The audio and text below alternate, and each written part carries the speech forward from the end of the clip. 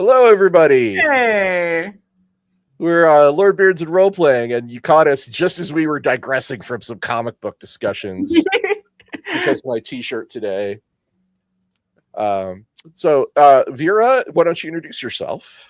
Yeah, hi, I'm Vera. Vera Sevilla. You might know some of my work on the Warhammer RPGs. I write for 4th edition, The Old World, Age of Sigmar Soulbound. I do like VTuber things on Twitch and YouTube. Whoa. She is actually quite an awesome VTuber. I am jealous. Aw, shucks.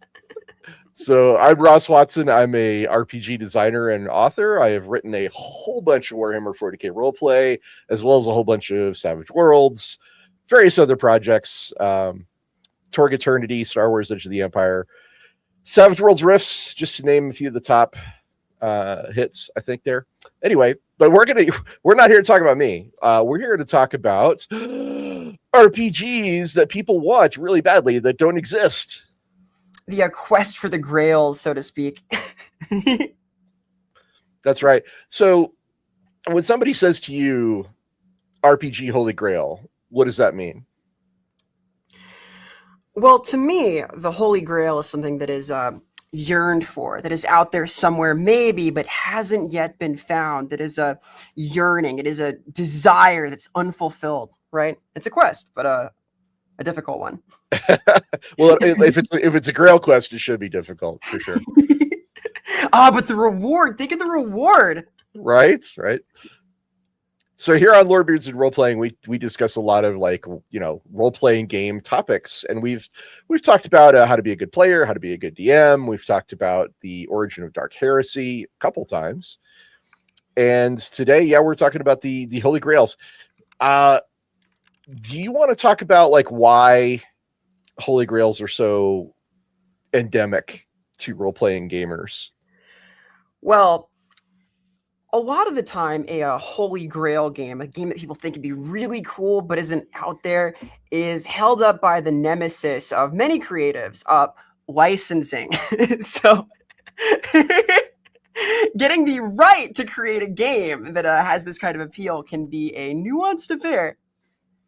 Well, having worked on a lot of licensed games, I could tell you with authority, there's a lot of people out there who have licenses for things that either A, have no idea about role-playing games, or B, don't believe that role-playing games provide enough economic incentive. Frankly, there's just not enough money in it to make it worthwhile. Good example is a friend of mine named Brandon. He runs the Star Anvil Studios, in case you're curious about things like the Secret World RPG, which I also worked on. And Brandon's his Holy Grail is he wants to get the license for Scooby-Doo. Oh, man. Right? I mean, a Scooby-Doo role-playing game would be awesome. But the issue is, getting anyone at Warner Brothers to pay any attention to it, because it's role-playing game money, which is, if you're lucky, thousands of dollars. Maybe if you're super lucky, tens of thousands, but it doesn't go any higher than that. At a company like Warner Brothers, they're like, how much? Yeah, we're not interested, Yeah, because they want to have an iron grip on their IP, and if they're going to lend it out somewhere, they want to make sure that a return that justifies the risk they're putting out in that, and it kind of makes sense, but also it's sad. Well, creative freedom is also an issue. Yeah. Famously, or infamously, I guess I should say, J.K. Rowling has stated that she has no interest at all in role-playing games based on Harry Potter, because only she gets to write what happens in the Harry Potter universe. Oh, boy. So there's that. My understanding is that Anne McCaffrey was very similar about Pern when it comes to role-playing games, but that's a much older property that probably most people today don't even know. So there you go. Most gamers today. How does Rowling justify that? Because there's games like Hogwarts Legacy, right? Don't ask me, man. I couldn't. I have no idea what's going on in her head. Could it be she has double standards in some way? I mean, it's quite possible. Anyway, right. So those are some of the obstacles that you can run into. Is not enough money in it, or the finding the right person. Frankly, like a lot of these times, it's like, trying to discover who has the rights to something can be a hell of a quest. It's been a long journey for me, and I've been trying to find out who has the Thundar the Barbarian IP, which I believe is the Kirby estate, oddly enough now. Huh. Yeah, it gets weird. It could get very weird. So yeah, it becomes very complicated. American copyright law, by the way, is a labyrinthine mess. Thank you, Disney. Indeed.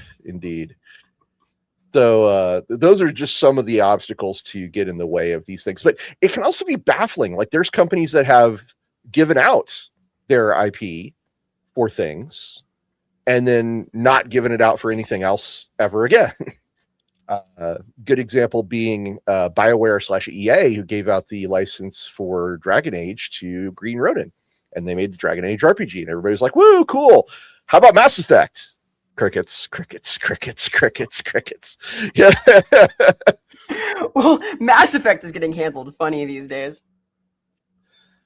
Yeah, I mean it's one of my holy grails. There's a huge pile of money sitting on a table waiting for the first person to create the officially licensed Mass Effect role-playing game. But that money gets smaller. Like that, the further away you get from the opportunity, right? The money gets smaller and smaller. Yeah, because like part of the joy of a role-playing game setting, we talked about this with Mike recently, is the way that it can flesh out the between the highlights of the setting, the logic of what the world is like, how the universe performs when you're not like in the middle of the very tightly packed feature adventure for the IP, right? Exactly. I see people already posting some of their favorites in the chat, so we're gonna probably have to discuss a few of these. Oh, very much so. In fact, I see one that was on my list. Good taste. Well, I think the lists that most commonly come up are things like film franchises, popular anime series, popular video games, mm-hmm. and occasionally things like toys. Occasionally, yeah, I could see like a toy line that has the right energy. My Little Pony being a good example, which did get its own. Yeah, the God product, didn't it? It did, yeah. And there's also the last one I should mention is, of course, for men of a certain age, nostalgia. Like if someone were to make a Gem and the Holograms role-playing game, they could have my money today. Just saying. Here is the market. Let it be known. Right. So there's this nostalgia is a thing. Just you wait. You're 90s kids. Your day is coming. It's coming soon. It's coming soon, baby. You're going to be like all about, I don't know, Bart Simpson and Power Rangers and stuff. I don't know. The Simpsons RPG coming soon. I mean, that right there would make a ton of money. Just saying. So actually I should bring this up, like for myself as a man of a certain age, we were blessed with a lot of role-playing games in the 80s up to the 90s that were licensed, and they were things that we desperately wanted. Robotech got its own role-playing game. Star Wars memorably got its own role-playing game, which that is my favorite version of the Star Wars role-playing game. We know someone worked on a Star Wars RPG. Wait a minute. we had Star Trek, we had Doctor Who. We had so Vera, would you like to hear about some of the stranger licenses that happened for role-playing love games? to hear about some strange licenses. Have you ever heard of Dallas, the role-playing game? What? Yes, Dallas, the television show. Like the TV show Dallas. Yes. What do you do in Dallas, the role-playing game? I mean, I don't know. I never bought it because I wasn't interested. But there's a great joke. So I love Knights of the Dinner Table, which is a comic book and a magazine. It's actually a really great magazine as well as a comic book. But in Knights of the Dinner Table, they in universe have an enthusiast who likes to run Falcon Crest, the role-playing game, which is an in joke related to Dallas. There was a Sailor Moon one, I think I want to say, but that was more like a 90s Pokemon. No, there was never a Pokemon one. That would be a big one. Yeah, like I play a Pokemon like fan-made tabletop game, a Pokeroll, but that's it's pretty neat. It's got a community for it. I think that would sell. It would sell. Professor Shapp has a great comment. In Dallas, the role-playing game, you do a long campaign and then you find out the entire thing was a dream. Very good. Also, do you want to take some super chats here? We do, but I want to briefly just talk about some of the strangest licenses. Please, yeah.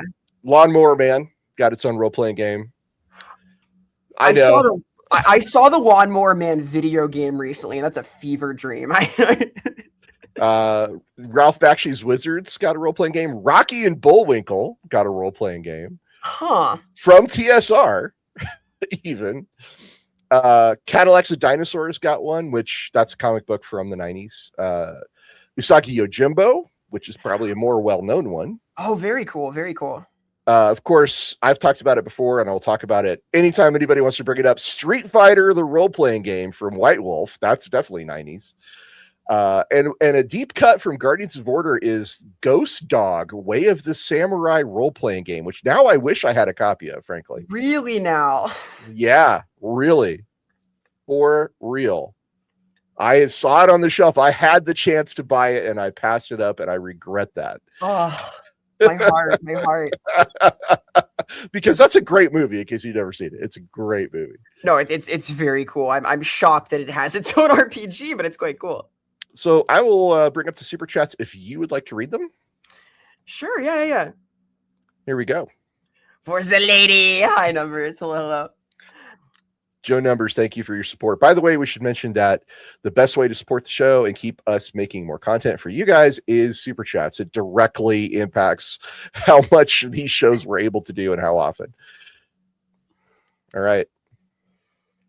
Sayas notes that he wants a Elder Scrolls RPG, a proper 4th era forward RPG that looks at the aftermath of the White Gold Concordant, or one that takes place after the Red Mountain eruption, Death of the Tribunal.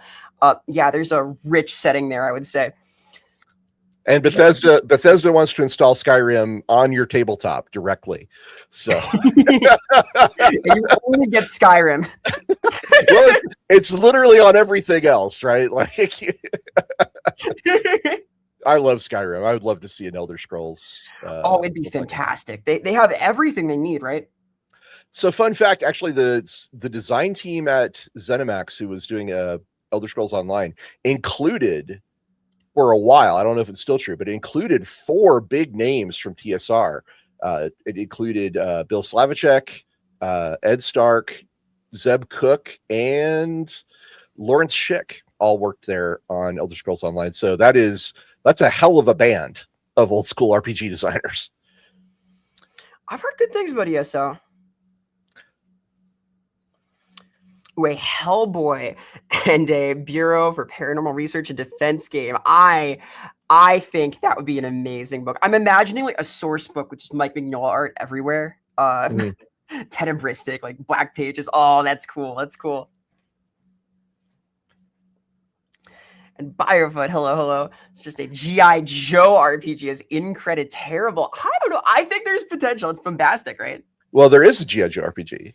That is Renegade Game Studios has you covered. They have that, and they have Transformers, and they have Power Rangers. Those are all official. Those are all official role-playing games. However, if you are a old school G.I. Joe cartoon guy, as opposed to like the G.I. Joe comic books or the G.I. Joe the more recent animated adaptations of G.I. Joe or the G.I. Joe live action films, so if you like that old school 80s G.I. Joe flavor, I would recommend checking out Freedom Squadron, which is a setting for Savage Worlds. I worked on it. I wrote an adventure called Secret in the Ice. It's I've played and enjoyed Freedom Squadron quite a bit. So strong.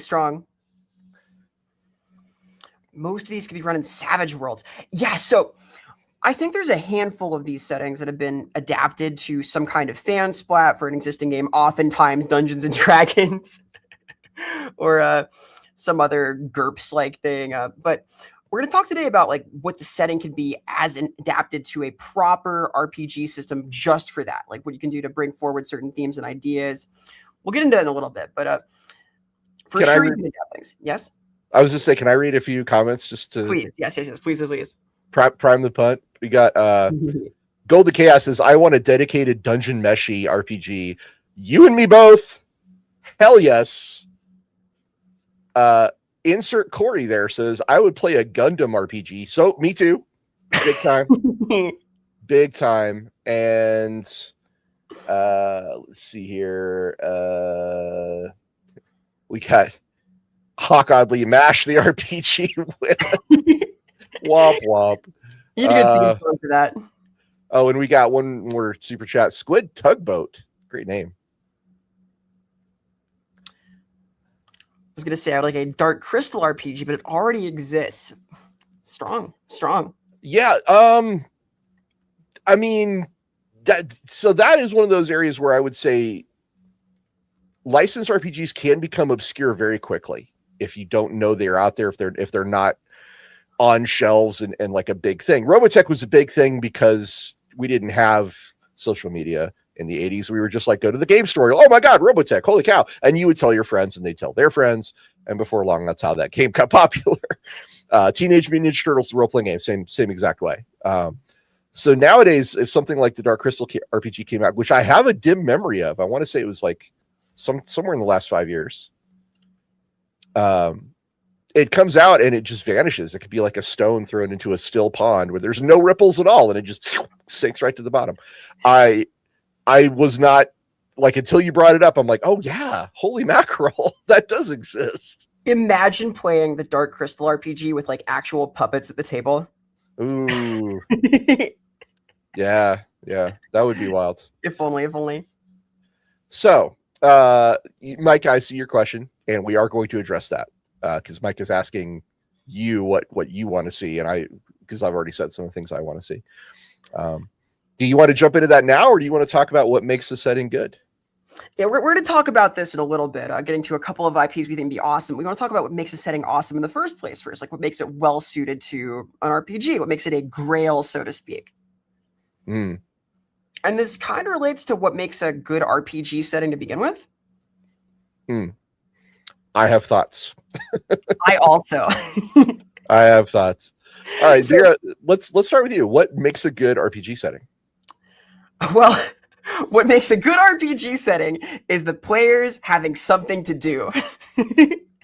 It's very important that there's some kind of agency in the setting, that the characters can go forward and adventure and do things that matter and do cool stuff, have narrative adventures happen, right? I think that certain settings do not lend themselves super well to this, either because they're a story that happens in a setting that is otherwise pretty tightly locked down or very dreary, let's say, or because they are, let's say, a little more passive, right? I don't think we're going to be playing the Caillou RPG, right? This is not a adventurous setting. Yeah, I mean, just like you questioned Dallas, right? Like, what do we do? And like, you could probably do like some kind of more domestic scenes, right? You could play a game like that. It's doable, but you need to have like some thrust for a thing to do. Yeah, I think so. I break mine down into 3 aspects. And the first aspect is what you were just talking about. Robin Laws likes to call this the core activity. And I will further break this down to say what the core activity means is, does the setting tell you, the reader, who are you, what are you doing, and why? And if you can understand that core activity, like Shadowrun's a great example. Like, you are a criminal, you are taking jobs to basically do crimes, and you're doing it because you hate the corporations and what they've done to the world, and you're trying to carve out a little space for yourself. Like, that's a very easy to understand core activity. You're thrust forward into the mission. You know what you're going to be getting out of a session. Mm-hmm.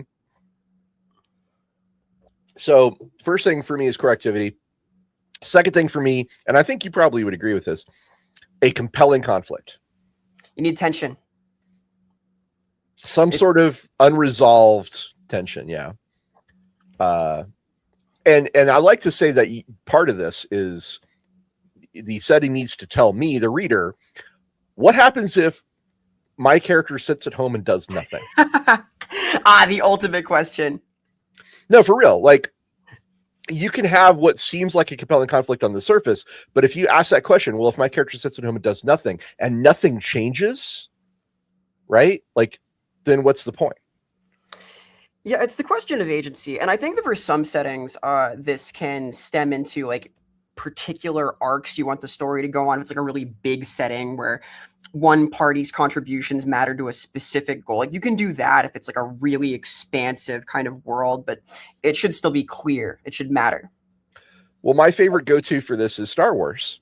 You know, it's the rebellion versus the Galactic Empire, and if your character sits at home and does nothing, the Galactic Empire wins. Right? And that's a great conflict. It's a great setup, and it gives you a very clear, like, well, I have to do something or else, right?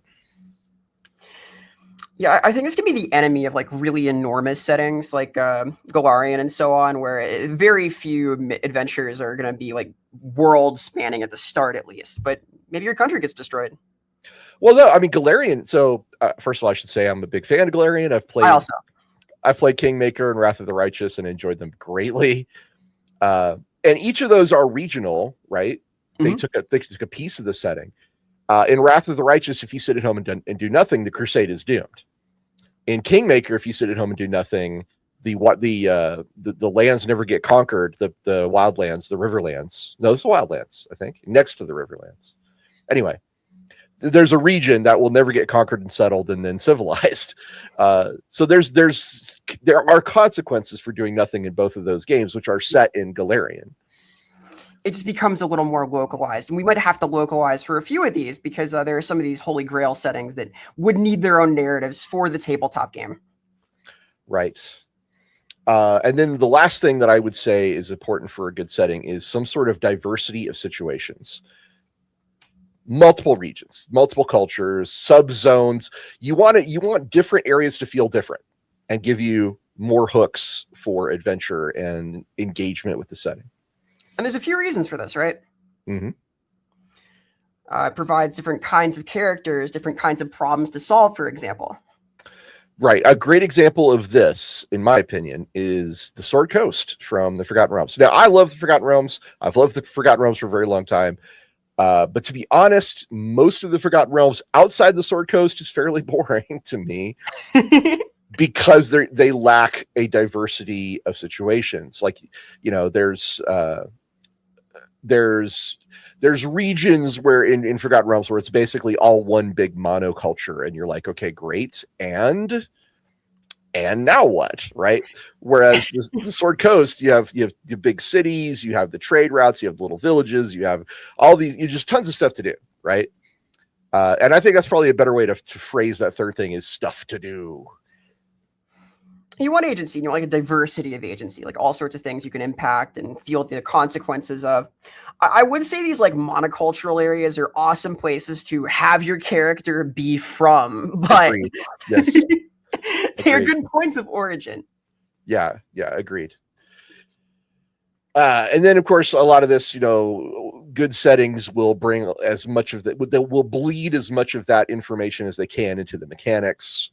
So that the mechanics inform the setting informs the mechanics, and then it needs to be accessible. These are much lower things on my list. I don't put them in the top 3, but accessibility is really useful. Just being familiar enough with the genre or the area is super helpful.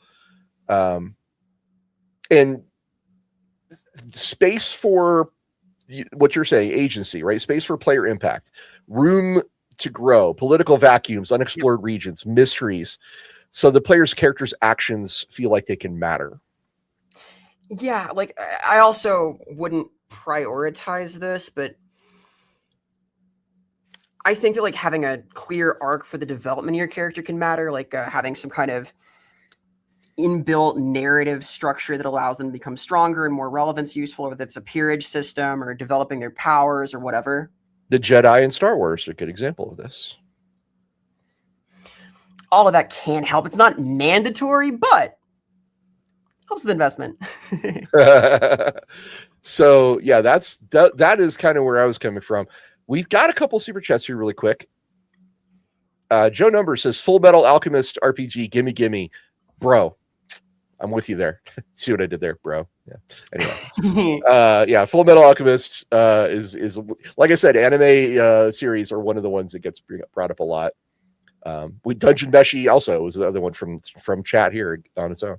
Oh, fantastic! It's already like it's so close, right as it is. Like imagine. Right? Do you want to read this one?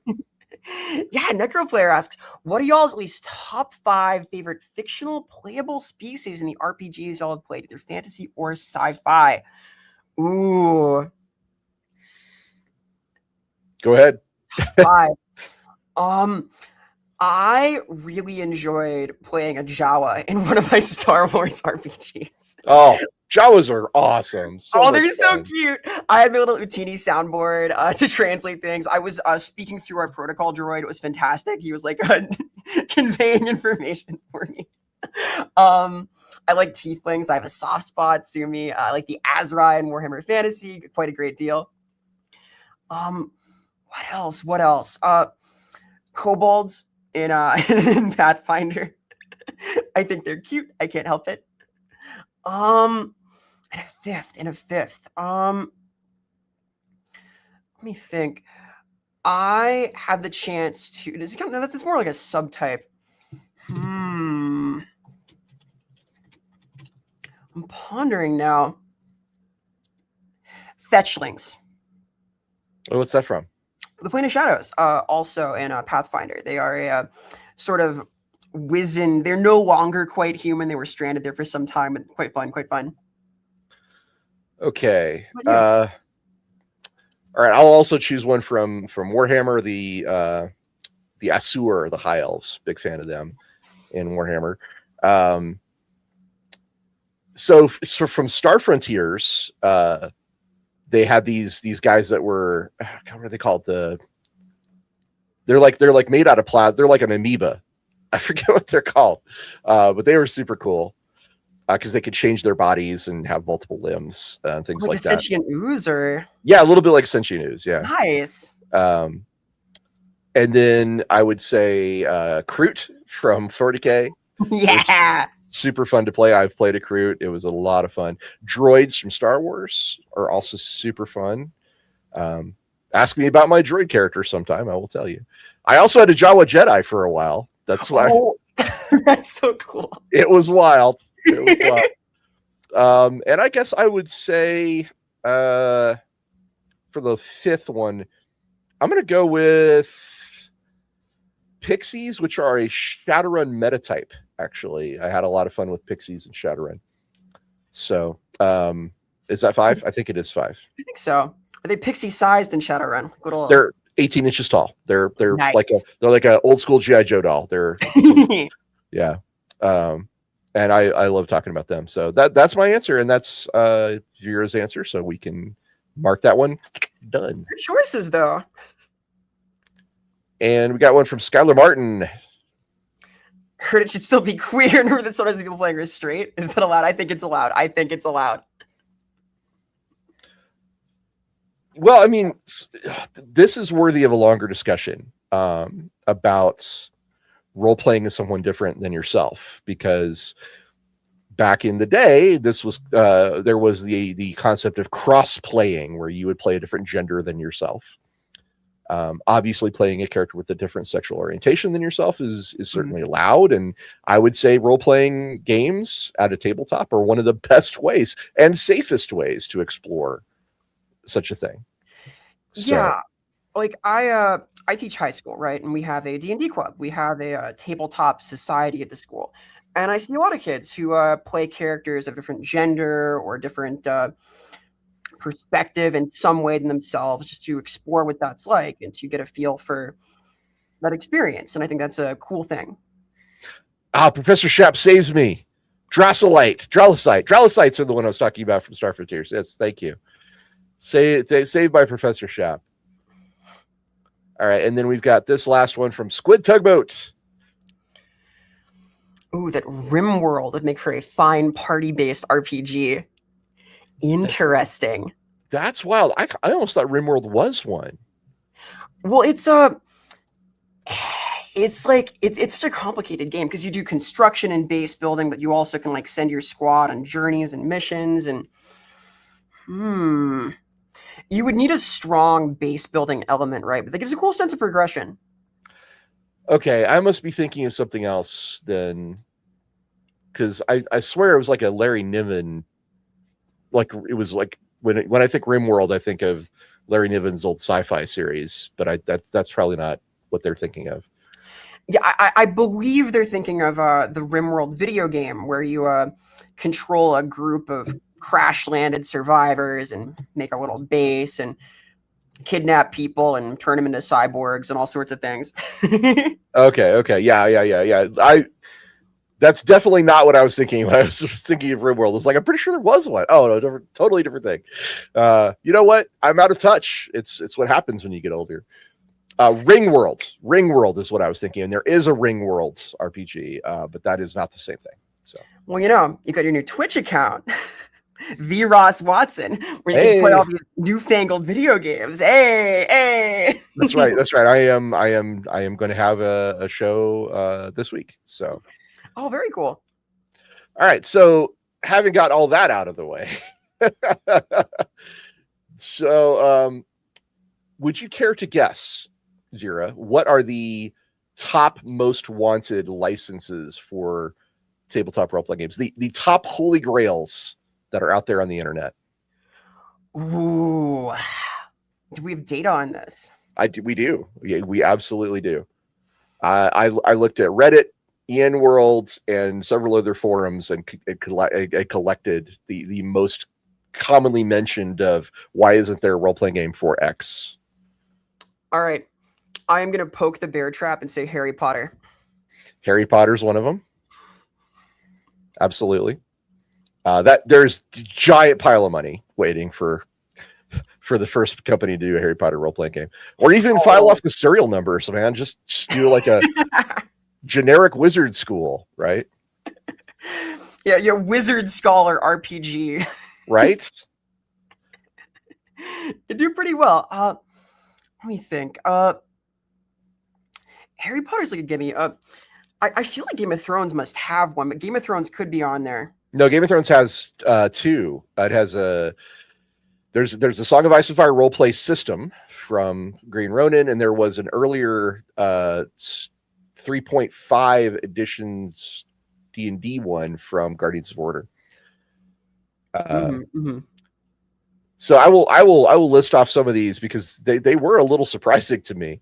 The first three are all pure nostalgia, which I think is awesome. Really? But they're nostalgia from an era after mine. They're nostalgia from the 90s. So the first one that people want the enthusiasts want a role-playing game for is Samurai Jack. Oh yeah. Right. You get science fantasy, episodic adventures, strong visuals, wandering group of heroes solving problems. I mean, it would be pretty rad. I would play that. Well, it's a fantastic setting too. You do nothing. Cool. We'll take over the world. You've got all sorts of alien species hanging out. You get to hack and slash apart ninja robots. Yeah, it's just crying for one. The second one's actually from a fandom I am not a part of, but I definitely recognize it as being late 80s, early 90s. That would be the Animorphs. Oh man. You're transporting me back to this musty bookstore in the middle of the prairies in Manitoba. I'm being teleported right now. I can smell the ice cream. Yeah, Animorphs. This is a high stakes teen guerrilla war, body horror, shape shifting, hidden aliens, paranoia. Again, it's not really. It was never something I was into, but I am aware of it. So I'm really curious. Like, what's your thoughts on an Animorphs role playing game? I mean, my thought is that that would get dark fast. Like even these books, which are ostensibly for children, they deal with ego death. There's a lot of like explicit body horror. Like kids get trapped, as little mice and things, and they're stuck like that. It's pretty morbid stuff. I remember this visceral description of one of these horrible aliens worming its way into someone's ear and eating their brain. It's like really grotesque. But you've got a discrete power set. You can turn into animals. There's a clear enemy out there. These ominous alien species. There's a lot you could do. Yeah, like I said, surprised me a little, but I was like, okay, I'm down. And then the third one is again a great '90s animated show that definitely deserves a role playing game. Holy cow! How did we go this long? Gargoyles. Oh man. Right? Right? See, you're already like, yes, this is absolutely why haven't we got this? It's a solid Grail if like the second you hear the franchise, like the pitch is solid, you just get it. It's kind of dark, or kind of sick, I should say, from this Mickey Stopwatch. Yeah, I'm big fan of Gargoyles. Yeah, the tagline, "I live again" from Professor Chap. Yeah, that'd be awesome. Can we get Keith David to like narrate for us? That would be just to DM for us. Oh my god. Can you imagine? Oh my god, Keith David as a celebrity DM. Just do it on Geek and Sundry, or go to Critical Role and see if they'd have him on as a guest. Holy shit. I think that's a winner. It's funny though. I was actually you'd make so much money. Just stupid amount of money. Oh, easily. I definitely was watching the intro, like few episodes of Samurai Jack with my tabletop group like 3 days ago. So the nostalgia is very fresh right now. The remaining ones in the top 10 are all, I would say, clear, very, very clear. Like, this is super popular, so we should have a role-playing game for it. And I'm okay with them. Like, none of them are like, this is a bad idea, but none of them really grab me. So I'll kind of list them off and see what you guys think. Bleach, Metal Gear in general, which I think that it would be pretty sweet, actually. That is that would be a grid-based game. Well, it could be stealth and infiltration though too. Persona, that's a video game franchise that I'm familiar with, and of course, Final Fantasy Ivalice, which I believe is part of their big setting with politics and job systems and monster ecology, which, Final Fantasy as a series, of course, has been around a very, very long time. But I think Ivalice is from the MMO. Is that right? That sounds right. Yeah. Kind of. I have played a lot of Final Fantasy 14, but not recently. Maybe it's Tactics. Yeah. So if it's a major video game franchise, if it's a cult novel series, if it's a classic film, then yeah.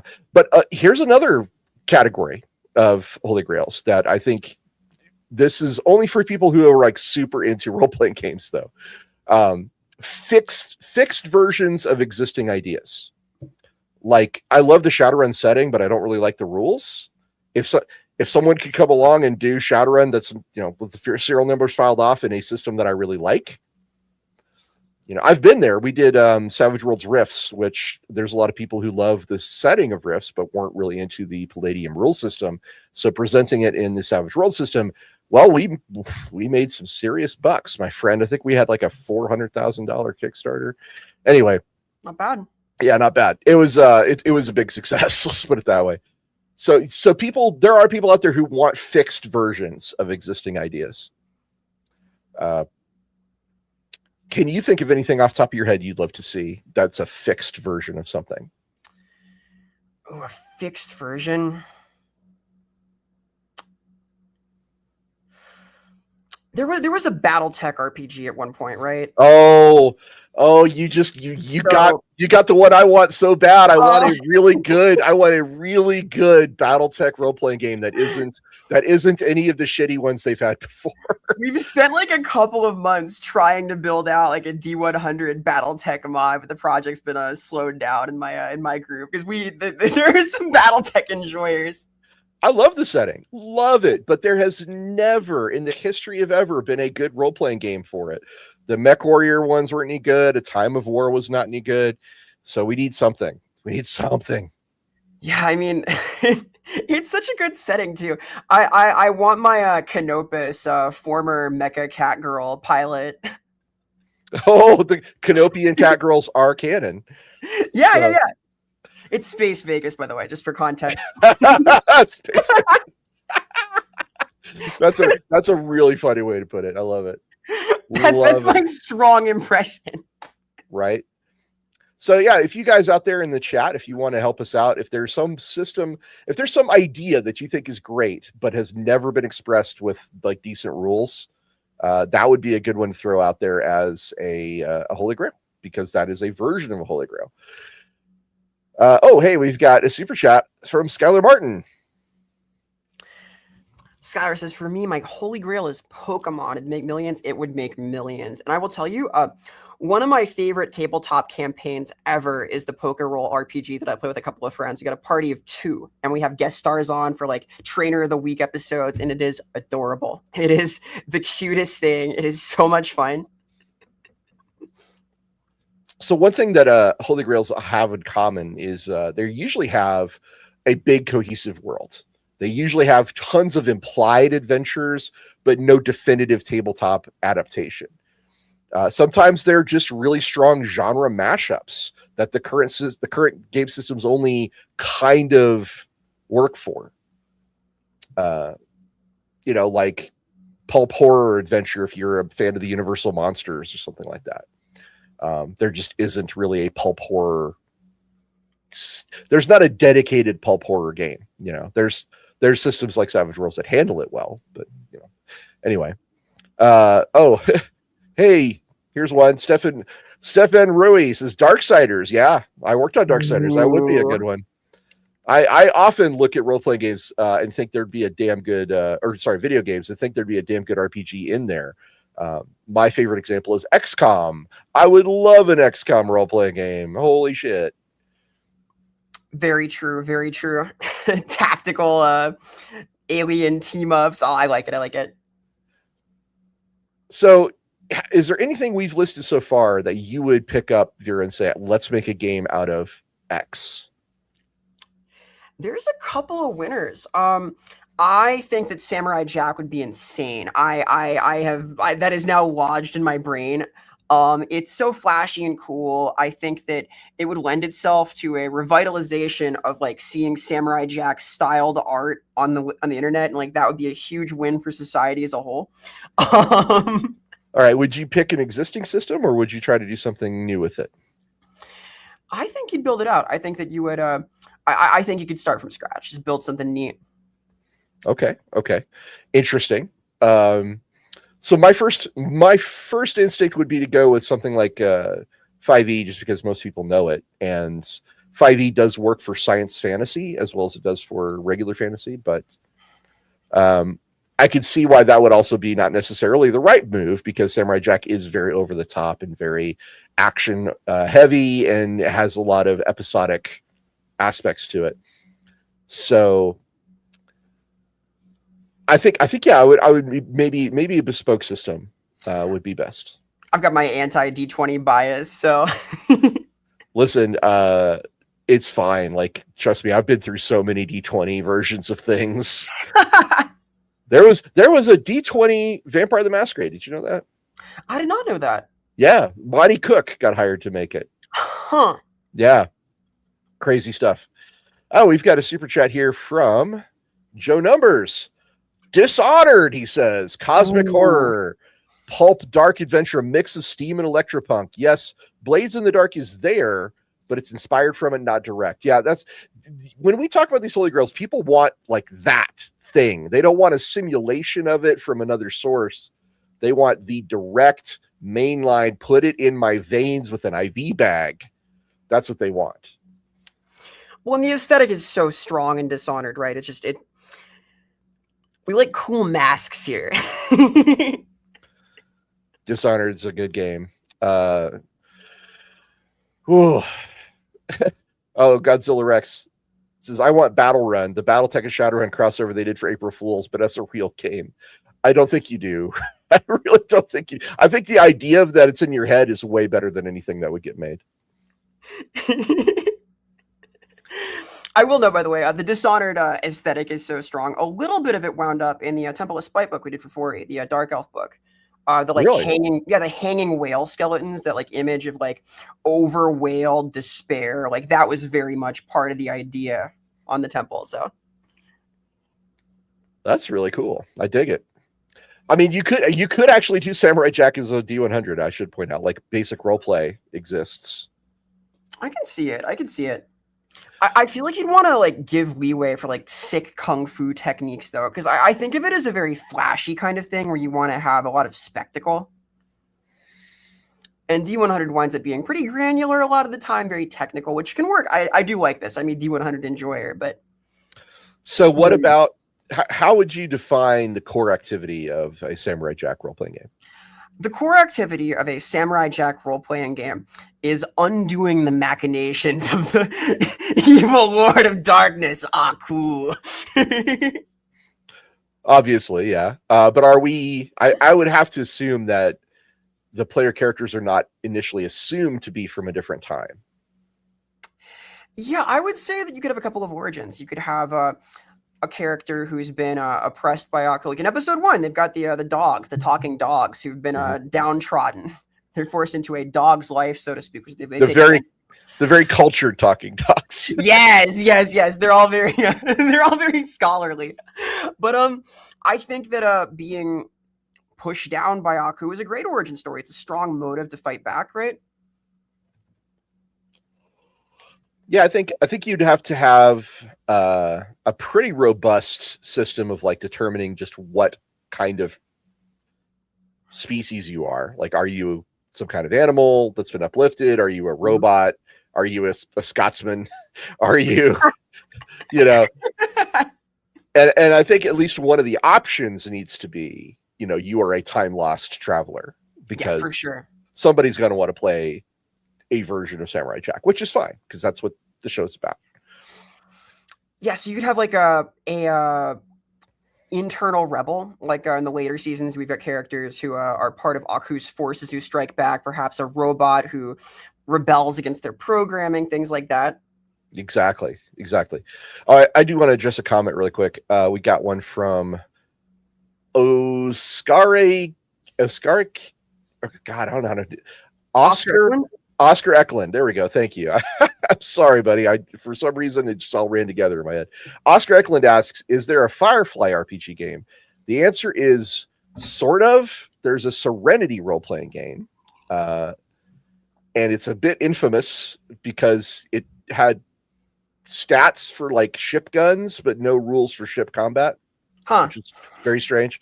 I think they also got. I believe there's also a dedicated Firefly RPG that came later.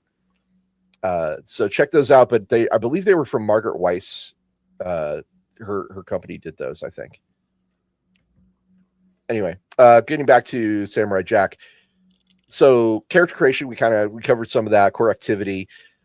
One of the things that makes a setting stronger typically is some sort of way for a game master to give out adventures or missions. Shadowrun has their Mr. Johnson. You start the game off. Mr. Johnson says, "Here's your mission. Here's your pay. Go do it." Right. D&D struggled with this for a while with the infamous old man in a tavern gives you a quest kind of structure. Is there a structure that would work for Samurai Jack, or would you want to leave it very freeform? I feel like it would be hard to go entirely freeform just because it's just a sprawling environment. Like a lot of the characters are going to be completely alien to it. You can get by with narrative contrivance a little bit, going from one quest giver to another, chasing oppression, but it might do to have some kind of a ongoing rebellion, perhaps, like something that's a contrivance to give a little bit of structure, if needed, like a patron network, so to speak. Yeah, I want to say there are characters in Samurai Jack, even organizations that might be a good way to tap into that. I don't know. I don't know. You could have. You know what you could do is you could actually use the idea of the technology and Aku's sorcery and like build something off of that. You could have like there's a broken time gate, and the last guardian of that time gate is the one who's giving you quests to defeat Aku. And maybe that's meant to be Samurai Jack, or like an older version of Samurai Jack or something like that. Or I like that's that. It's someone who's keeping the last boss fight open for you eventually. The way to undo everything that's been done if you can get there. that would be pretty cool. Maybe some sort of ghost or ancestral spirit of a fallen samurai could guide you. That would be really cool. I love involving ghosts, and ghosts are definitely a thing in Samurai Jack. So there's that. But yeah, there's a lot of different ways you could introduce a quest giver. So I think we'll go with the Guardian of the Broken Time Gate. I think that's a really cool idea. Yeah, like I think it'd be fine to like what the DM flavor them. Like perhaps they are a spectral entity. Maybe they're a physical guy that could show up theoretically someday. Maybe they're ambiguous in some way. Well, spectral entities are great because they can not be around when the DM doesn't need them around, but then they can show up anywhere, anytime if the game master does need them to be there. I love, that's one of the reasons I love using ghosts. They're so convenient. They're extremely convenient for a game master. Got a super chat from Ricky Chapman. Thank you so much, Ricky. Yu-Gi-Oh! Our friend group is trying to make it a fun tabletop RPG. It's been hell, but it's a fun hell. Last test play led to a TPK via Blackluster Soldier. Interesting. I can see a couple ways of doing that, because Yu-Gi-Oh! Of course, is a card game. It's a monster summoning type thing, but the whole conceit of the thing is that these various characters are able to really embody these through ancient Egyptian magic, and it can lead to shadow games, people lose their minds and so on. There's a lot of potential there, but it would be like almost a mini game system potentially. And we got one from Nestor Vitumbra. It says, perhaps an RPG based on Legend of the Galactic Heroes. Oof. All right, Nestor Vitumbra, you and I hope I don't offend you with this, but my pet name for that particular show is Boring German Guys in Space. No! Yeah. What? Yeah, not a huge fan of Legend of the Galactic Heroes. But it's like Herodotus. It's so good. I suppose. I mean, if you're a big fan, hey, good for you. I am not, unfortunately. Nestor Vitumbra says, go ahead.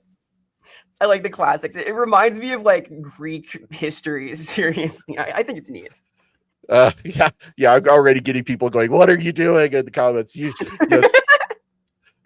Nestor Vitumbra says, I suspect the design of Solar Auxilia owes a lot to the void armor and boarding axes from the 80s/90s version of that anime.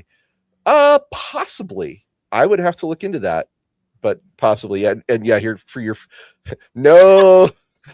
Ross. Yeah, so people are not happy with me on that one. You gotta go watch all of Legend of the Galactic Heroes as penance. Do I really?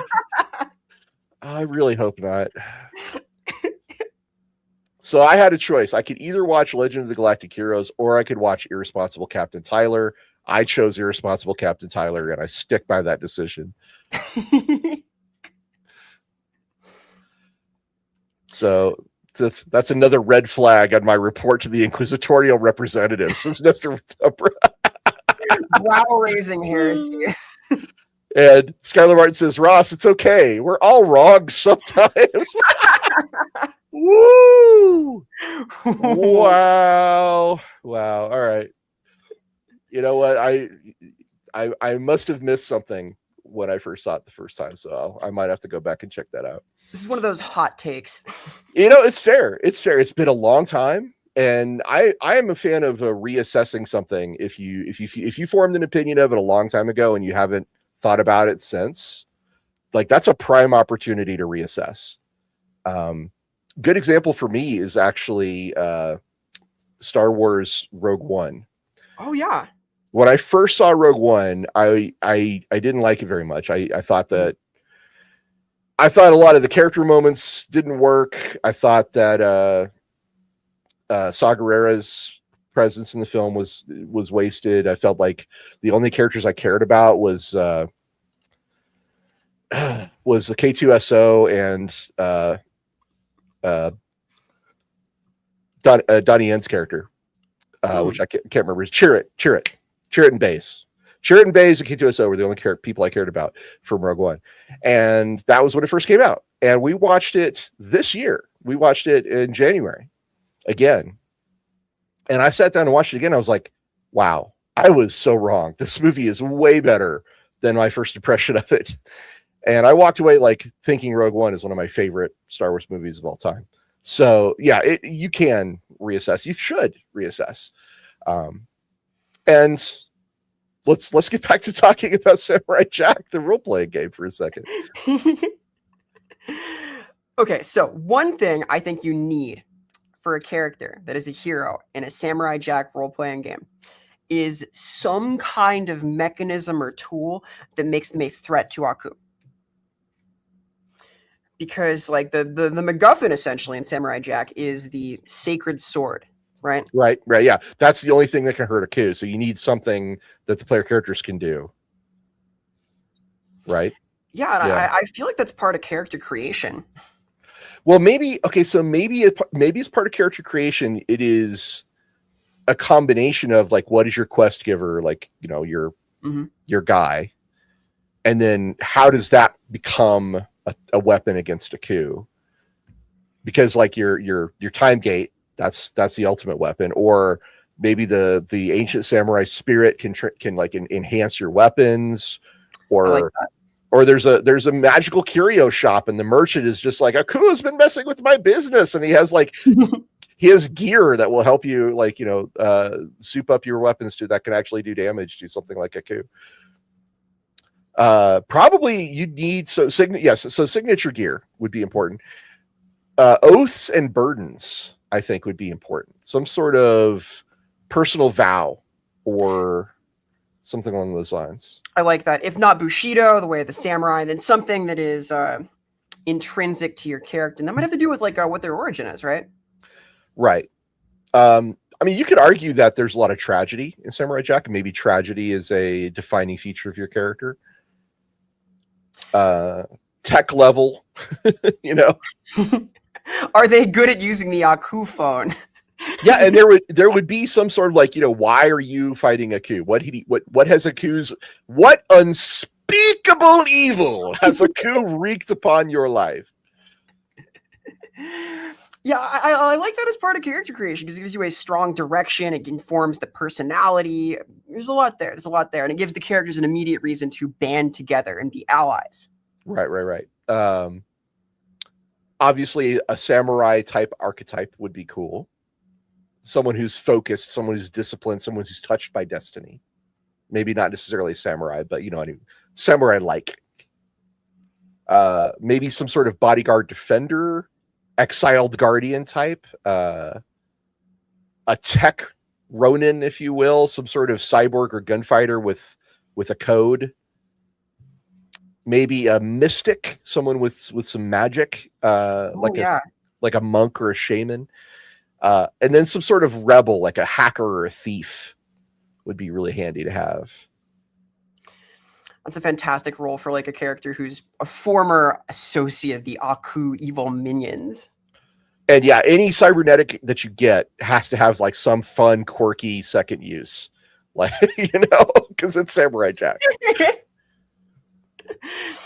I would really enjoy the like the lexicon from that book where it lists all of the future slang.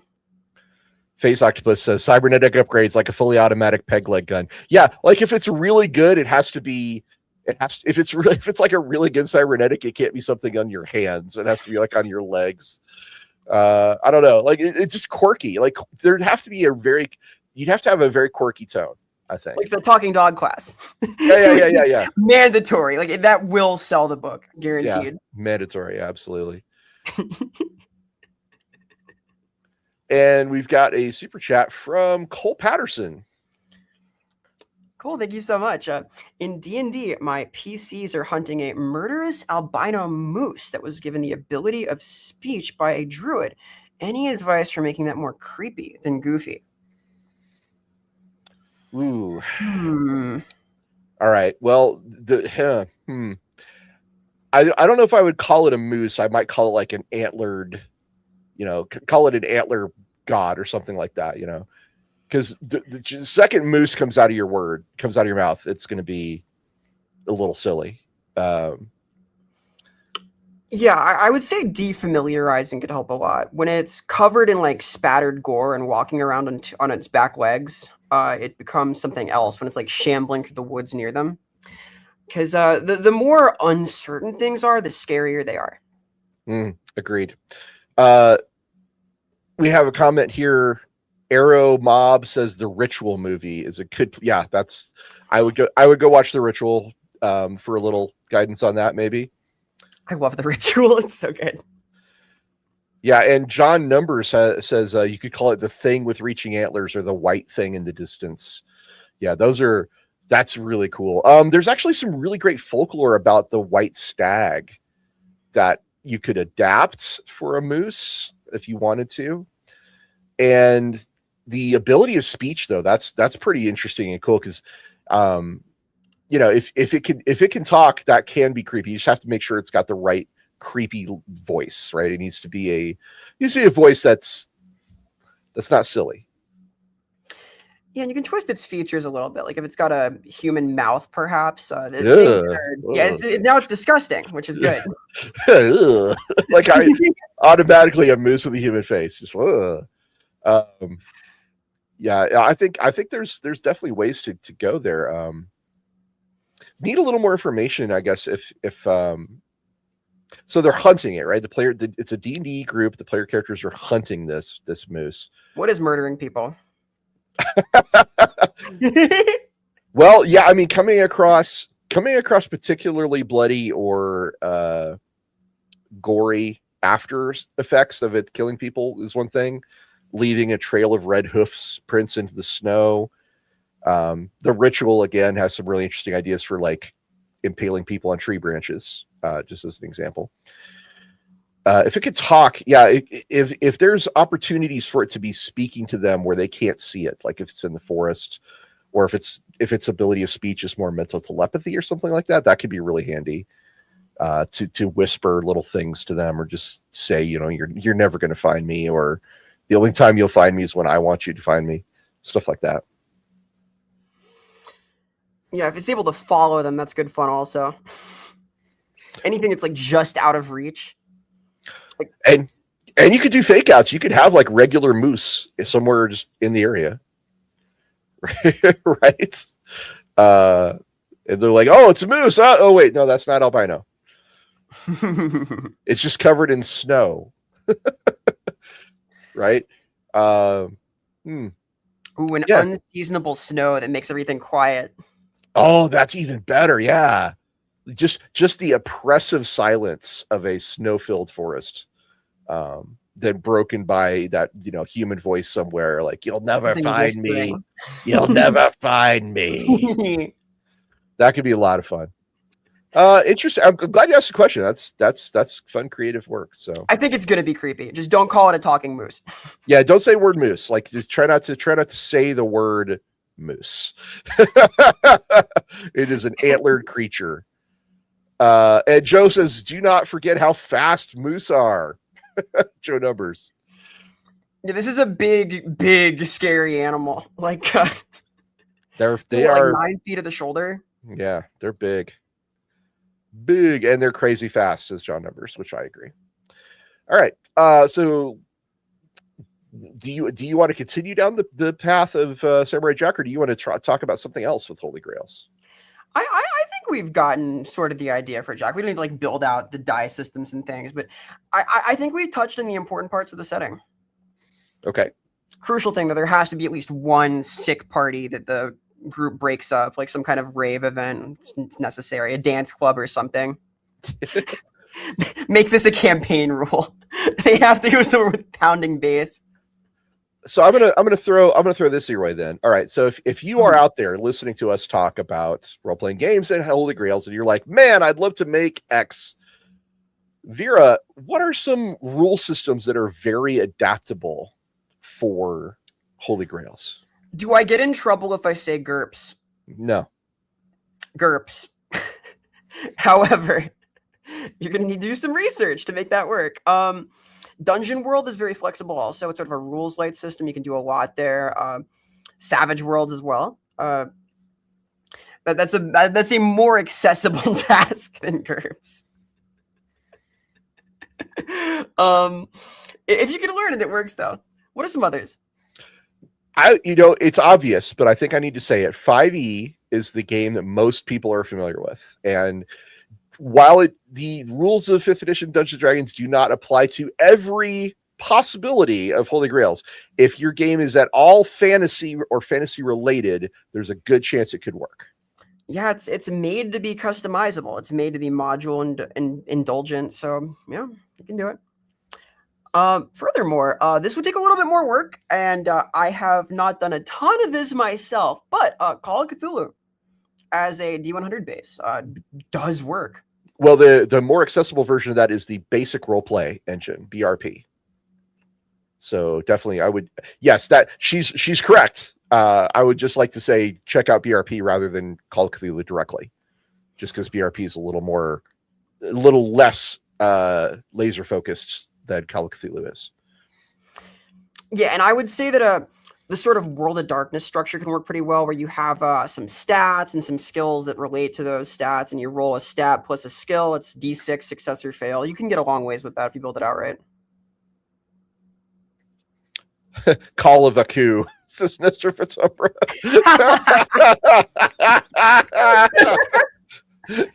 Yeah, but in his case, it's a literal phone. Where's that samurai? Calling. Pick up, samurai, pick up. Your refrigerator is running.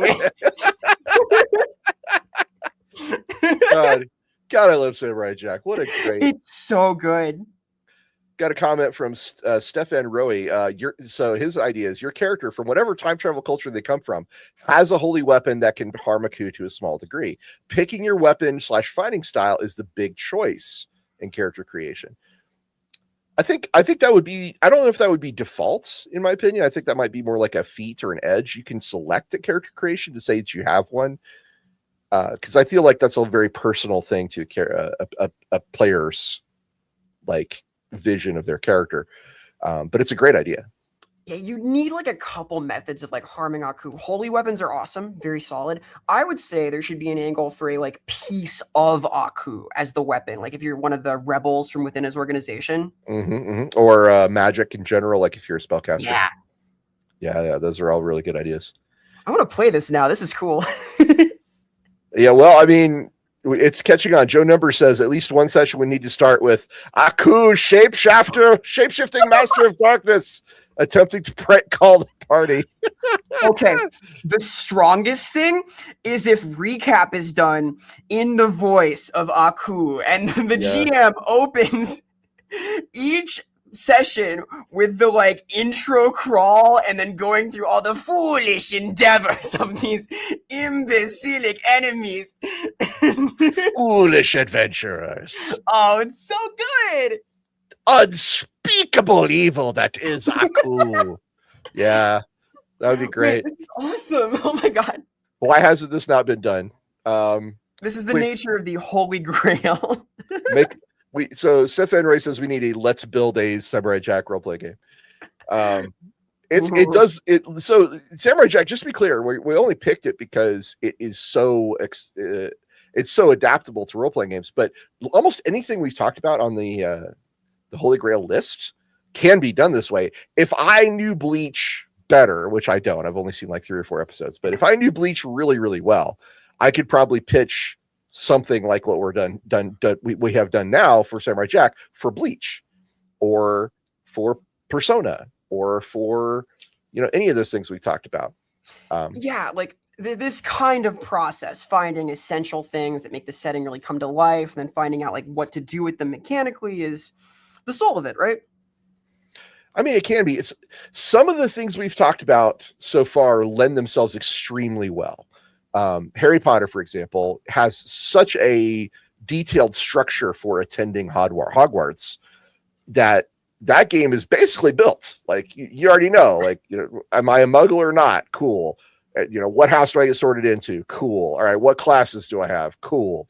And, before long, you have a character and you already know what your whole thing is about, right? Like, because you're going to have a rival in that school, or you're going to have to deal with Death Eaters or whatever. Mass Effect is a similar thing. There's plenty of material out there to be like, okay, cool. We are Spectre agents, and we're being sent by the council to investigate things. That it's got a built-in quest system right away. Boom, there you go. Yeah, a lot of distinguished character classes. Are you a run and gun style sniper? Are you a biotic god? Are you a hacker of some kind? Do you build things? Do you take things apart? Do you calibrate things endlessly? I see you, Garrus Vicarian, calibrating that cannon. He's my favorite. Oh, he's such a good character. Oh fantastic, my god. Fantastic. All right, we've got Joe Numbers with a super chat. First Lorebeards brand RPG, Call of a Coup. You know what? I think I'm down with that. Also, another one. Email Gennady Tartakovsky tonight. God, I would love to. Does anybody know how to get in touch with him? Another one that deserves an RPG, says Joe Numbers, is Cardcaptor Sakura. Episodic adventures, magic abounds, spirits to catch in the clue cards, if I'm not mistaken. Yeah. And that's really cute because you build out your repertoire of abilities progressively. Like every successful adventure is a new power for somebody in the party. Right. You capture the card, you can use the card. I would love to do a card captor crossover with I'd love to do a crossover with oh, now I can't think of the name of it. Damn it. What is that show? Oh, you're killing me, buddy. Okay, I'll have to come back to it later. No, it's not a Clamp show. Although Clamp they generally have good shows. So there's that. Yeah, a few of my students recently discovered Code Geass, which is the Clamp designed like mecha political. Right. Yeah, I'm gonna have to look it up now because I can't think of the name of it. Kaiji. I don't think he's looking for Kaiji. I don't think it's the Cardcaptor Sakura and like death gambling crossover. No. It's oh my god, what is that one? I like the idea though. Oh man, it's killing me. I'll remember it later and I'll be like, how did I forget this? Kaiji did have a video game, by the way, not a tabletop game, but a video game, which is entirely rock, paper, scissors in the boat, if that means anything. This is the one, Madoka Magica. Magica. So a crossover between Card Captors and Madoka Magica. So I was like, that's what I'd be talking about. And yes, Madoka Magica would make a great RPG. Dark, but great. Yeah, like another Gen Urobuchi written work, Thunderbolt Fantasy, that we've been watching the entirety of in my Discord server for the last like year, would be cool. Also, it's very wuxia centered, magic swords, demons, and so on. What's it called? Thunderbolt Fantasy. Strong recommendation. I talk about this a lot because I'm like fixated on it. But it is a puppet show, but it's like proper kung fu wuxia choreography. Super interesting and written by Gen Urobuchi from Madoka. Oh, neat. Okay. Yeah. Well, that's always worthwhile. There are so many good anime out there that would make good role-playing games. And I funnily enough, one of my favorite anime of all time is based on a role-playing game. Of course, that would be Record of Lotus War. Strong. Yeah. But that's cultured. I thank you. I am a man of culture. I'm a man of a certain age. Anyway, so getting back to it. So what else do we want to pick another Holy Grail? Do we want to talk about how Holy Grails emerge? Where would you like to take this conversation? We can talk a little bit more in the abstract and pick another one to focus in on. Okay. We get some great options too. There's we should also mention, I know this is something you were talking to me about before the show. Some of these games are covered by fan works. There are fan-made versions, but I didn't necessarily think they were an actual Holy Grail unless it's an officially licensed product. And a good one. A good one, right? Like, because there's an assumption of quality for an officially licensed game, even though that may not necessarily be accurate. Yeah, and some of the fan works are quite good, by the way. Like I've talked about this Pokemon tabletop game, Pokeroll. It's fun. If you like Pokemon, you should play it. It's cute. there was an infamous moment actually from the ENnie Awards, which is a industry award show for role-playing game creators. And a few years back, I want to say like 6 or 7 years back, they nominated a fan-made Mass Effect role-playing game for an award. And I didn't really think it was a good idea to give an official award to a very unofficial game, especially one that was made without permission. I was like, ooh, like I definitely celebrate creativity. And if people want to make their own versions of Mass Effect, sure, go for it. But if you're going to make a Mass Effect role-playing game and didn't get the actual license and then want to put it up for an award, I'm like, that's not a good look, bro. I would say it's worthy of its own category. Like, yeah, but they did. If I remember right, it was like in the best game, like overall category, something like that. That's really impressive, but also it's kind of rough for the companies that are able to make money off of their work. Well, again, I was just like, I feel like you're not doing it the right way if you're just going to make a fan version of it and then put it out for an award. Like, yeah, it's tough. The license is doing a lot of heavy lifting in that environment. You want to recognize good work, but you're very much right. Because like the X factor in one of these Holy Grail games is people just want to play like anything related to that IP, like whatever it is, they'll try it.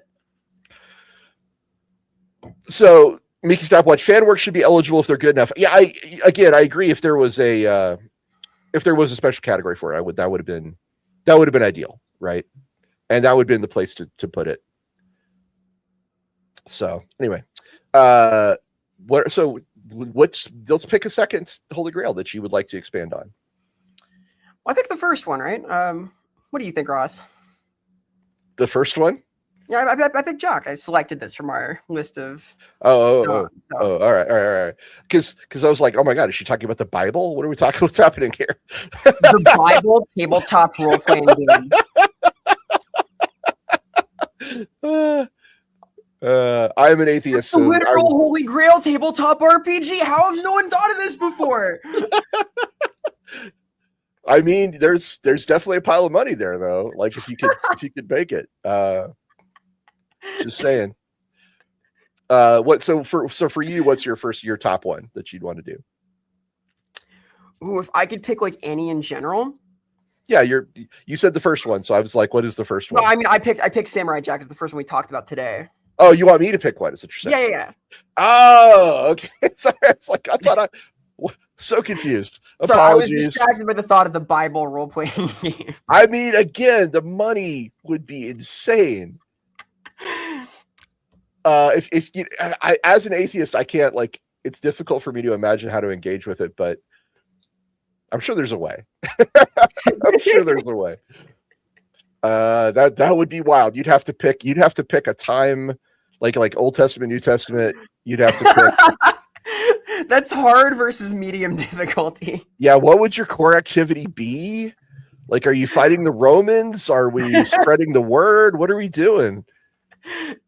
Dodging disaster. Yeah, I mean, like that. My brain's a little bit broken by that. I gotta admit, I'm like, I don't know where to even start. There's potential here. Right. And you want to be respectful too. Like, again, I'm an atheist, but I would definitely want to be respectful towards this world religion. So wow, that'd be wild. All right. So you could just call it Apocrypha. You could. We get the branding down. Okay. Anyway, sorry. So for something for me to pick something, I'm gonna have to pick something I know very well. So I'm gonna say well, the one I commonly bring up is Mass Effect. Why don't we have a Mass Effect? We have a Dragon Age. Why not a Mass Effect? And for Mass Effect, obviously, to be clear, I haven't played Andromeda, so we're talking about the first 3 games. My initial pitch would be you are playing Spectre agents sent by the Council to deal with problems that are cropping up throughout the Milky Way. And you would focus yourself on, are you Asari? Are you human? Are you what's Garrus's species called? Turian. Yeah, are you Turian? Are you Krogan? Are you Crap. My memory's going. Huh? Elcor? Not well. Yeah, playing an Elcor would be sure. Why not? I was actually a Hanar. Oh, Hanar. A really tough Hanar. Hey, you know what? Blasto. You could be like Blasto. I was Solarian. That's the other one I was thinking. Solarian. Yeah, this one believes in kindling should happen with all. Yeah, get a Blasto going. Krogan would be super fun. Yeah. Would I use? What do you think? You would bespoke system or existing one? Ooh, I mean, I would at the very least want a properly fleshed out Paragon and Renegade system. Whatever else you're doing. Sure. Yeah, that's a requirement. Paragon, Renegade, and this would be tracked somehow, either on the character sheet or with cards or tokens or something. It would depend on whether you want it to be a long-term thing, like it matters over a campaign, or whether it matters inside a session. They could even be potentially. All right, this is definitely going into some game design inside baseball, but they could be different resources used at the table. I'm going to spend a Renegade point. I'm going to spend a Renegade point to punch this reporter in the face. Yeah, no, I like that a lot. Like, because it's an interrupt. It's a bonus action. Right? Yeah, that's how you do it. Is you make it. You spend a token to interrupt or do something, and maybe it's all one resource, and the game master decides whether it's Paragon or Renegade. I don't know, or it depends on how you spend it in the first place. Like you could say you could announce I'm spending this as a Renegade point to do X, and you have to spend it to get it encoded in like the longer campaign sheet, right? Maybe, yeah, I don't know. That's how would you approach that? Because this is this is definitely important to you. So tell me about it. I think it needs to happen in some way. You need to be able to like use it for either bonus actions or interrupts, or to like flavor something you're doing. I feel like you do it via roleplay reward, but I don't love that because it gets kind of Mother May I, like inspiration points get a little finicky sometimes. They can be very cool depending, but it gets hard to handle like a big table. I like it as modifiers. Like you can spend your point to get a bonus or a reroll on a test to like help somebody. You need to narrate like how you approach them, try and diffuse the situation, the way you disarm the guy instead of shooting him. That's Paragon points. You get to use it. You have to like flavor it though. It has to contextualize your character's personality. If you roll to get a bonus die on your ambush or to do shoot someone in the middle of the conversation, that is a Renegade point, and it gets encoded that way. And maybe spending a certain amount of these points in a certain direction can unlock like additional perks and things for your character, branching upgrade paths for your class, and so on. Interesting. Yeah, I like where that concept is at. I like where it's going. John Number says you could just call it Spectre points, and depending on what it is, they go back and forth on a Renegade to Paragon gauge. I think you'd have to. So what Vera's talking about, I think you're filling a gauge. And I think, and it sounds like this gauge would be filled over a campaign rather than over a session. I feel like that's the case because you want people to be able to like pick and choose what they want to do. I just feel like it'd be cool to codify historically the way that your character acts and to encourage like that kind of role play, right? No, but I love bringing Renegade and Paragon into the table, making that a visceral, tangible thing is really cool. I'm a fan. I love it. Yeah, that'd be really, really good. Vorcha, Geth, and Volus were other races we brought up that we should probably have. They can be part of the Cerberus splat book.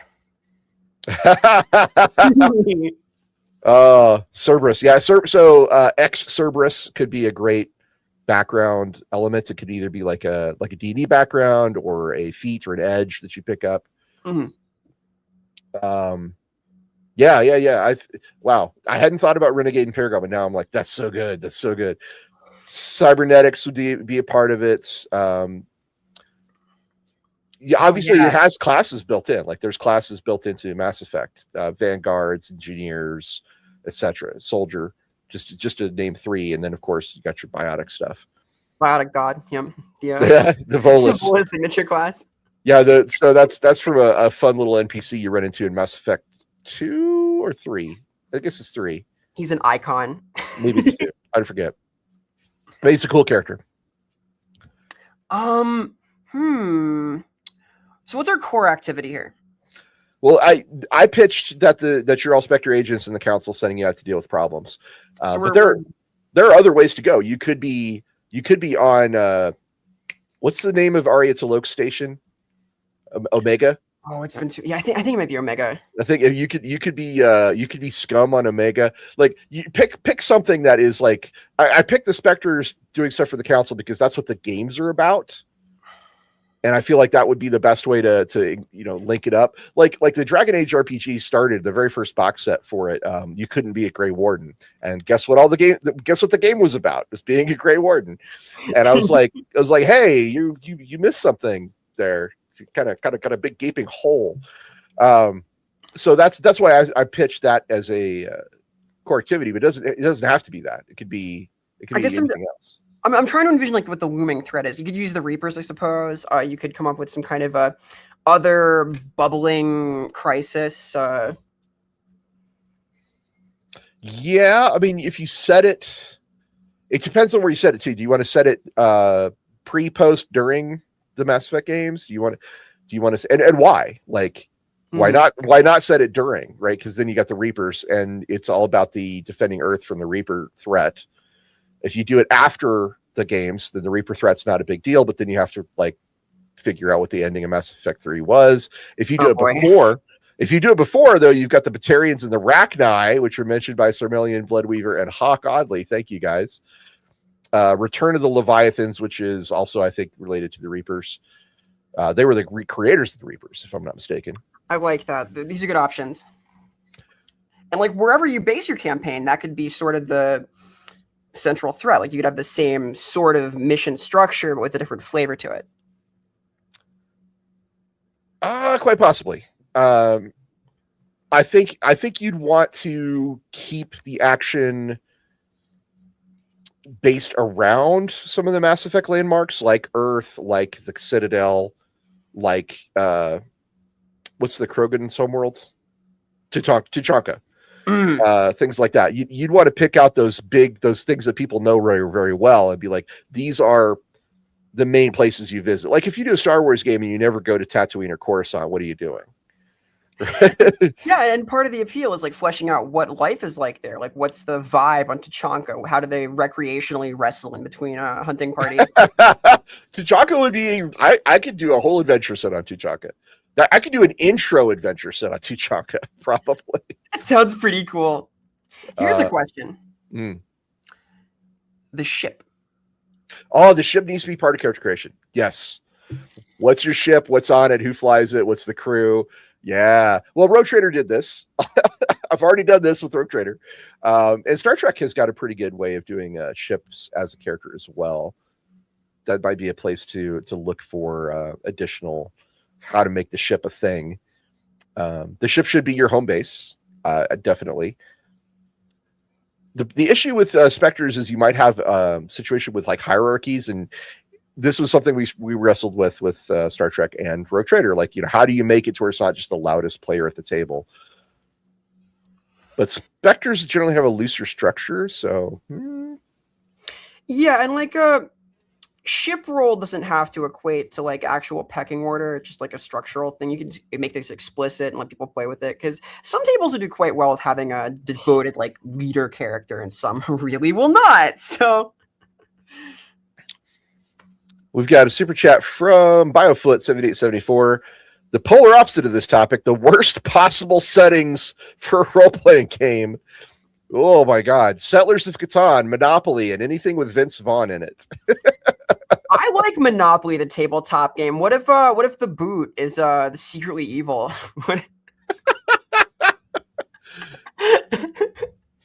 Settlers of Catan could actually be a role-playing game. I'm not going to lie. I have role-played Settlers of Catan before. Interesting. Like, it's part of like the normal board game experience, like trying to play out the trades and so on. Or yeah, I was just trying to make everything fit in my head, and I had the way I was dealt into the game. My only resource was sheep. I just had like tons of sheep, and so I was trying to explain that my culture was called Sheeptopia, and we build everything out of sheep.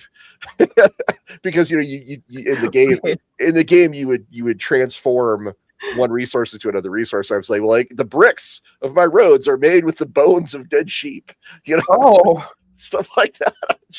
It was a little dark, but I role played it out.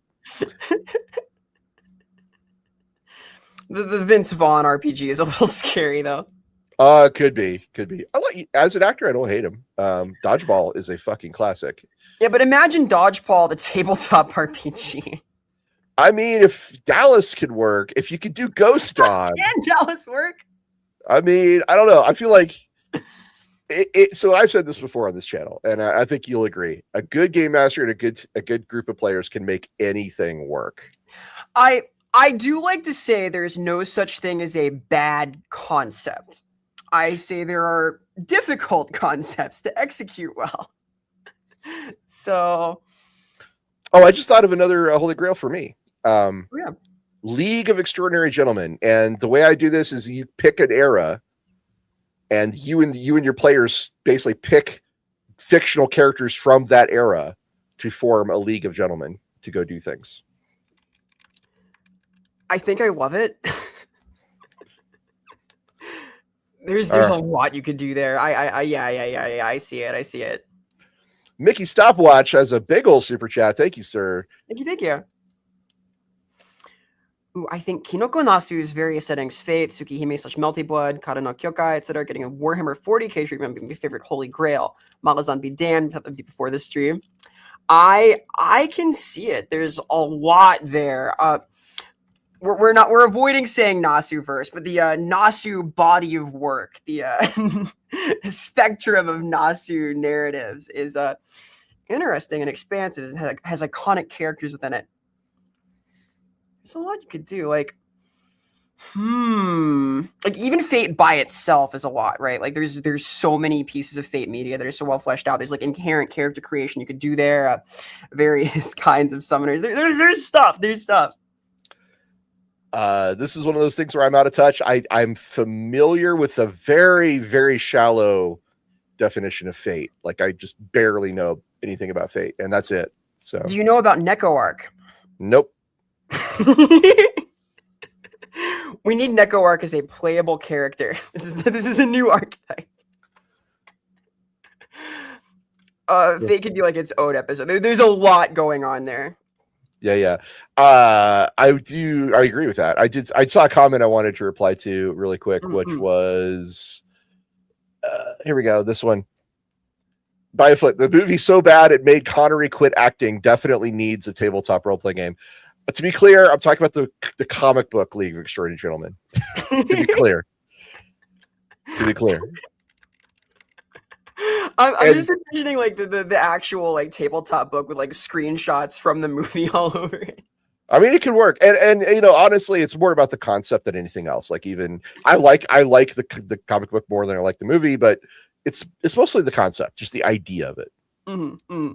Byfoot's like, I'm getting conflicting info here.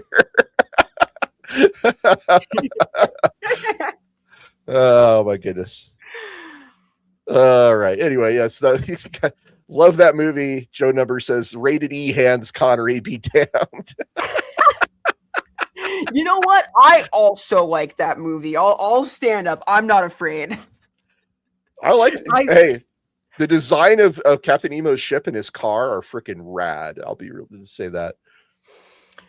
I think I saw that in theaters as a tiny child. I have fond memories of this. Oof, it's not great. It's not great, but it was when you're like 6 years old. I will say it's not god awful, but it's not great. Anyway, yeah. So, geez, we could have a whole movie verse thing going on here. The old Hong Kong action theater game did a lot with. It was more like you were in the movie rather than in the like physically part of that story.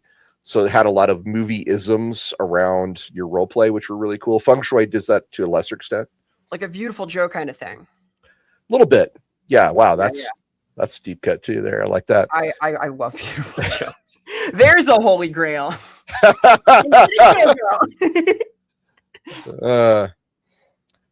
Anyway, so that's where I'm at on Mass Effect. Is I would do that. I think I would probably 5e it or Savage Worlds it and go from there. That works. Like, because you have a distinct class progression that would work well in 5e as a splat thing. You can like make your own progressions for each of them. I see it. I see it. Multi-classing is built in. Unified Capcom RPG, says Golden Chaos. Yeah, that'd be really fun too. Dude. With Holy Grails, you can get wild. You can get crazy. You can come up with like, all SNK games ever as one role-playing game, which I would take my money, please. I would live in a unified SNK. We're cooking right now. Oh man. Geese Howard is a tabletop character. As a villain, Yeah. Legend of the Hungry Wolf, just call it that or something like that. I don't know. All right, so Biofoot, Mystery Men, but just a superhero game. I love it. Mystery Men's one of my favorite movies. Does it make you furious? I am a superhero genre enjoyer. I'm fond of this. So fun fact, there are a lot of superhero role-playing games out there. My personal favorite is Prowlers of the Paragons, but there are many that exist, and people really like them. I don't believe that there is a satirical one. I don't believe there is one that is aimed more at comedy or satire, which, I mean, however you want to look at Mystery Men. It's a very funny movie. It's also a very satirical movie. It was also before its time. Like right now would be an excellent time to release Mystery Men. But yeah, you've got a point. Like there is a little bit of a niche there that has not been filled. Yeah, I haven't seen like a ton of satirical games anyway. I've seen Triangle Agency, which kind of does this with the SCP verse, the Delta Green kind of style, because it's very tongue-in-cheek absurd. Interesting game. You play as like censorious officers trying to protect reality from weird stuff, and you've got abilities like, this is now a gun, my phone is now a gun, this stick is now a gun, things like that. That sounds amazing. Please send me a link to that. I will send it to you. It's super cool. The book is hilarious. So that's Triangle Agency. Yeah, I love it. That's great. Ricky Chapman says M.L. Foreman's book series Adventurers Wanted is a wonderful setting for a tabletop role-playing game. Yeah. I've been wanting to do like Dungeons & Dragons the animated series. Sometimes more of a setting book than a full role-playing game, but that sounds so cute. And Joe Number says the recent Discworld tabletop role-play game is all about satire. Well, so is Discworld. I follow. That makes sense. That somehow adds up to me. God, Mystery Men is one of those shows I can actually quote like every single line.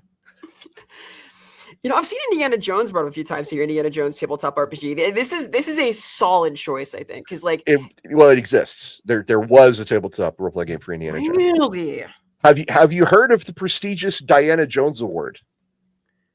I have not heard of the prestigious Diana Jones Award. It's a real thing. It's given out at Gen Con every year, and it's the trophy, the mascot, if you will, is a little piece of the Indiana Jones role-playing game inside of like a acrylic pyramid. It's pretty cool looking.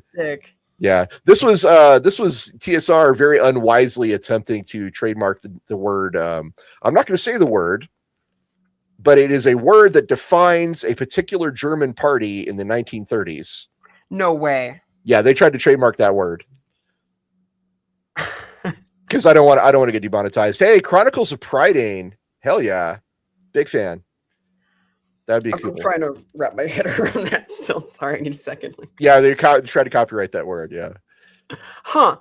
Classic TSR says surf. Yeah, that's definitely. I assume that didn't work. Anyway, moving on. It did not. Kind of like Games Workshop trying to trademark Space Marine, which is also a real thing that happened. Mm-hmm. It also failed. So there's that. Trademark law is very funny, by the way. Yeah, it can get weird. Thanks, Disney. Metal Slug. Ooh, Samurai Showdown. Both of these are really. I I would love to see a Metal Slug role-playing game. Although, I wonder, is there enough lore for it, do you think? I think you'd have to fill in the gaps. Boy, would you have a fantastic little art book, though, as part of the setting guide. The artwork sells so much of Metal Slug. That would be wild. And there have been games, to be clear, there are definitely games out there that have succeeded just on their artwork for role-playing games. So there you go. Marketing's a big thing. Get the sick Kickstarter with amazing splash art. Yeah. All right, so where do we go next for Holy Grails? Where would you like to steer things? I have one that I have in mind that I have two anime-inspired ones I wanted to discuss briefly today. All right. Is one of them Dungeon Meshi? And if so, why not? No, but I think that's an obvious winner. I'm happy to talk about Dungeon Meshi. It's so good.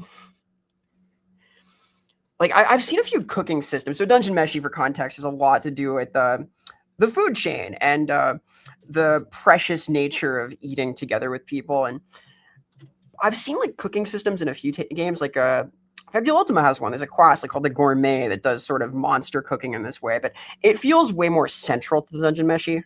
Fabula Ultima is... It is a Final Fantasy sort of like JRPG inspired thing, and there's a lot of classes that pull from like different archetypes, and one of them is the Gourmet, who cooks using monster materials. So that idea is kind of represented there, but it's so central to Dungeon Meshi. But it's not even like... I would want Dungeon Meshi to be rules light almost, because it's not even about like the benefit you get statistically from eating things. It's about the process and the idea of like engaging with the ecosystem of the dungeon. I'd want that to be like a narrative based, really invested in the setting type thing. Yeah, cooking would have to be central. Yeah. I mean, what was it? Mouse Guard is based on Burning Empire, I think, and Burning Empire had a separate phase that was set out. In Mouse Guard, they made this like a season. So you could have a dedicated space during the session for cooking and say, now is the cooking phase. And everybody gets to make it like a dramatic skill test in Savage Worlds or combined skills in other games where everybody gets to participate somehow in the cooking. That would be really fun. Yeah, even if it's just you're like describing how you hate eating it. Yeah. Some of the best scenes in Dungeon Meshi are just showing how the party like helps out with the process of cooking, like preparing a hot surface, etc. It's true that it's a lot about ecology, though. Like that's part of the richness of the setting. It's just how everything feeds together, haha pun, into the food chain or the environment. It's neat. It's neat. I recommend Dungeon Meshi if you haven't read it. I've watched the show. I have not read it. The show is fantastic.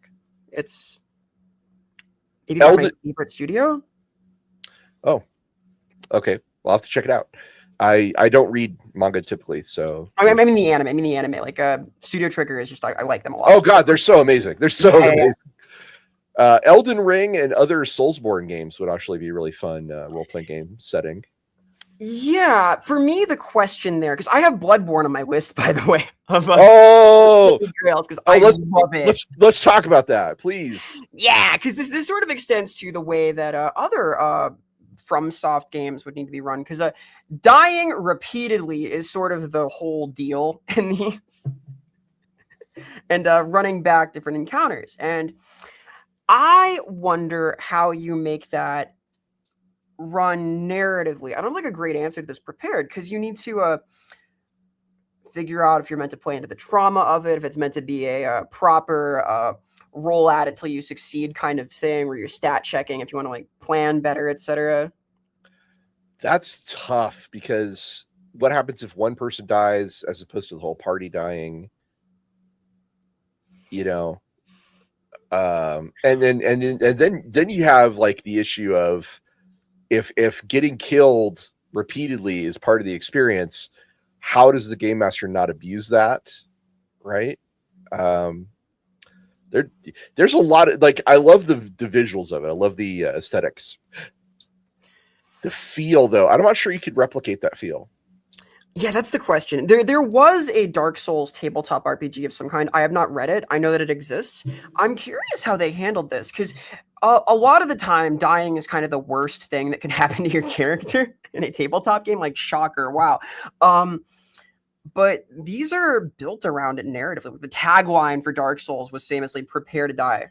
Oh yeah, yeah. Steamforged has this as a 5e setting. Dark Souls.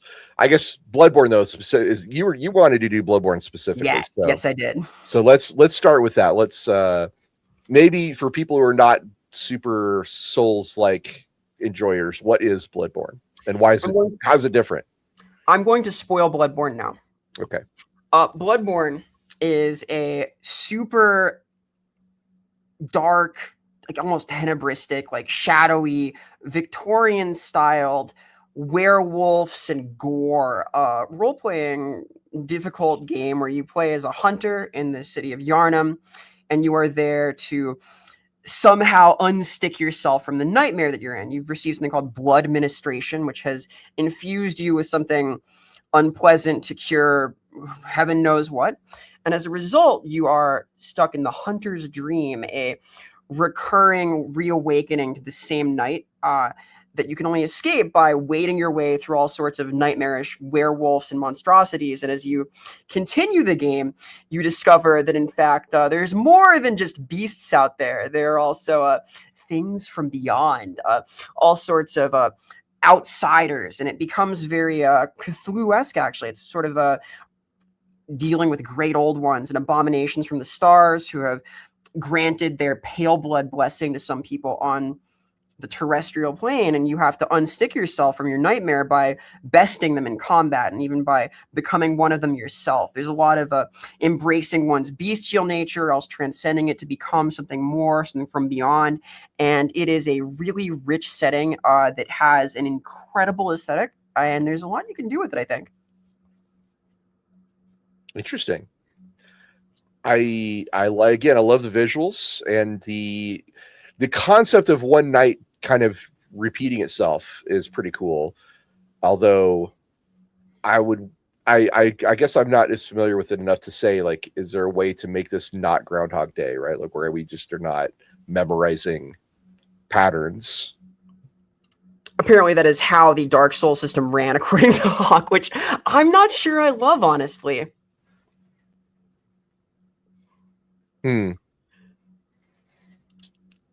Yeah, like that's the question for me, because like part of Bloodborne's aesthetic, by the way, is that like the night progresses as you hit certain keystone bosses, which changes the lighting and aesthetic of every area. And God, is it a beautiful game?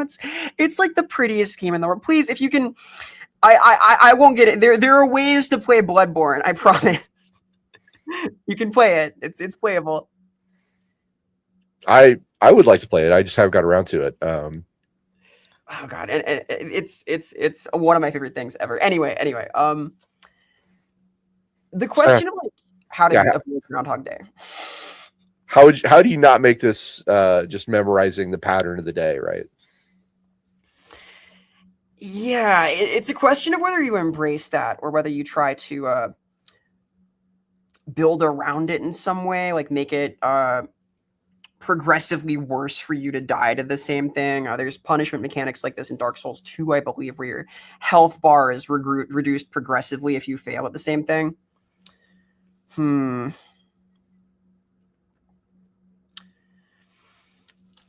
could also have it like skip a day, like give a hard time limit to the thing. It depends if you want it to be a fail condition or not. Like there's some way to like cosmically lose. Well, I mean, you can't just, the answer can't just be it's different anyway. Like it's the same night, but it's different, and just go from there. That works. There's no reason it has to be the exact same night. And the I think Persona series does this where there's like a secret hour that everyone is asleep except for the heroes, and that's the time when they're doing stuff. So you can sort of characterize Bloodborne's night as this is a special night, like a Geheimnisnacht from Warhammer Fantasy or something like that, where it is it doesn't follow the normal rules.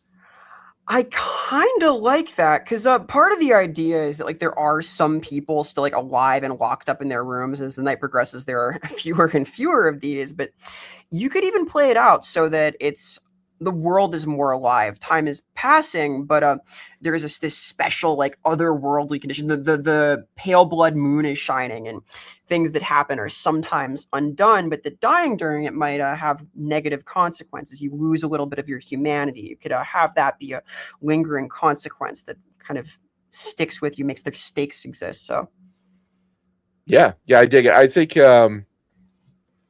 one of the questions I would have for making a character is like, why am I cursed to this existence?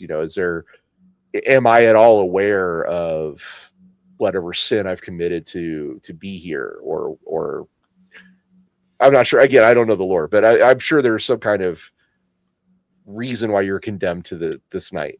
That's kind of it. Either they're like very sick and desperate, or they're a little unwell to begin with and like looking for something they shouldn't be looking for, or they have this bestial nature that has drawn them there, something of that to that effect. So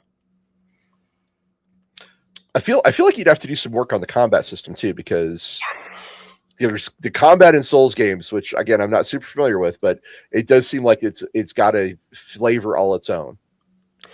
So the big thing in Bloodborne is the so-called trick weapon, which can change stances to do a cool thing.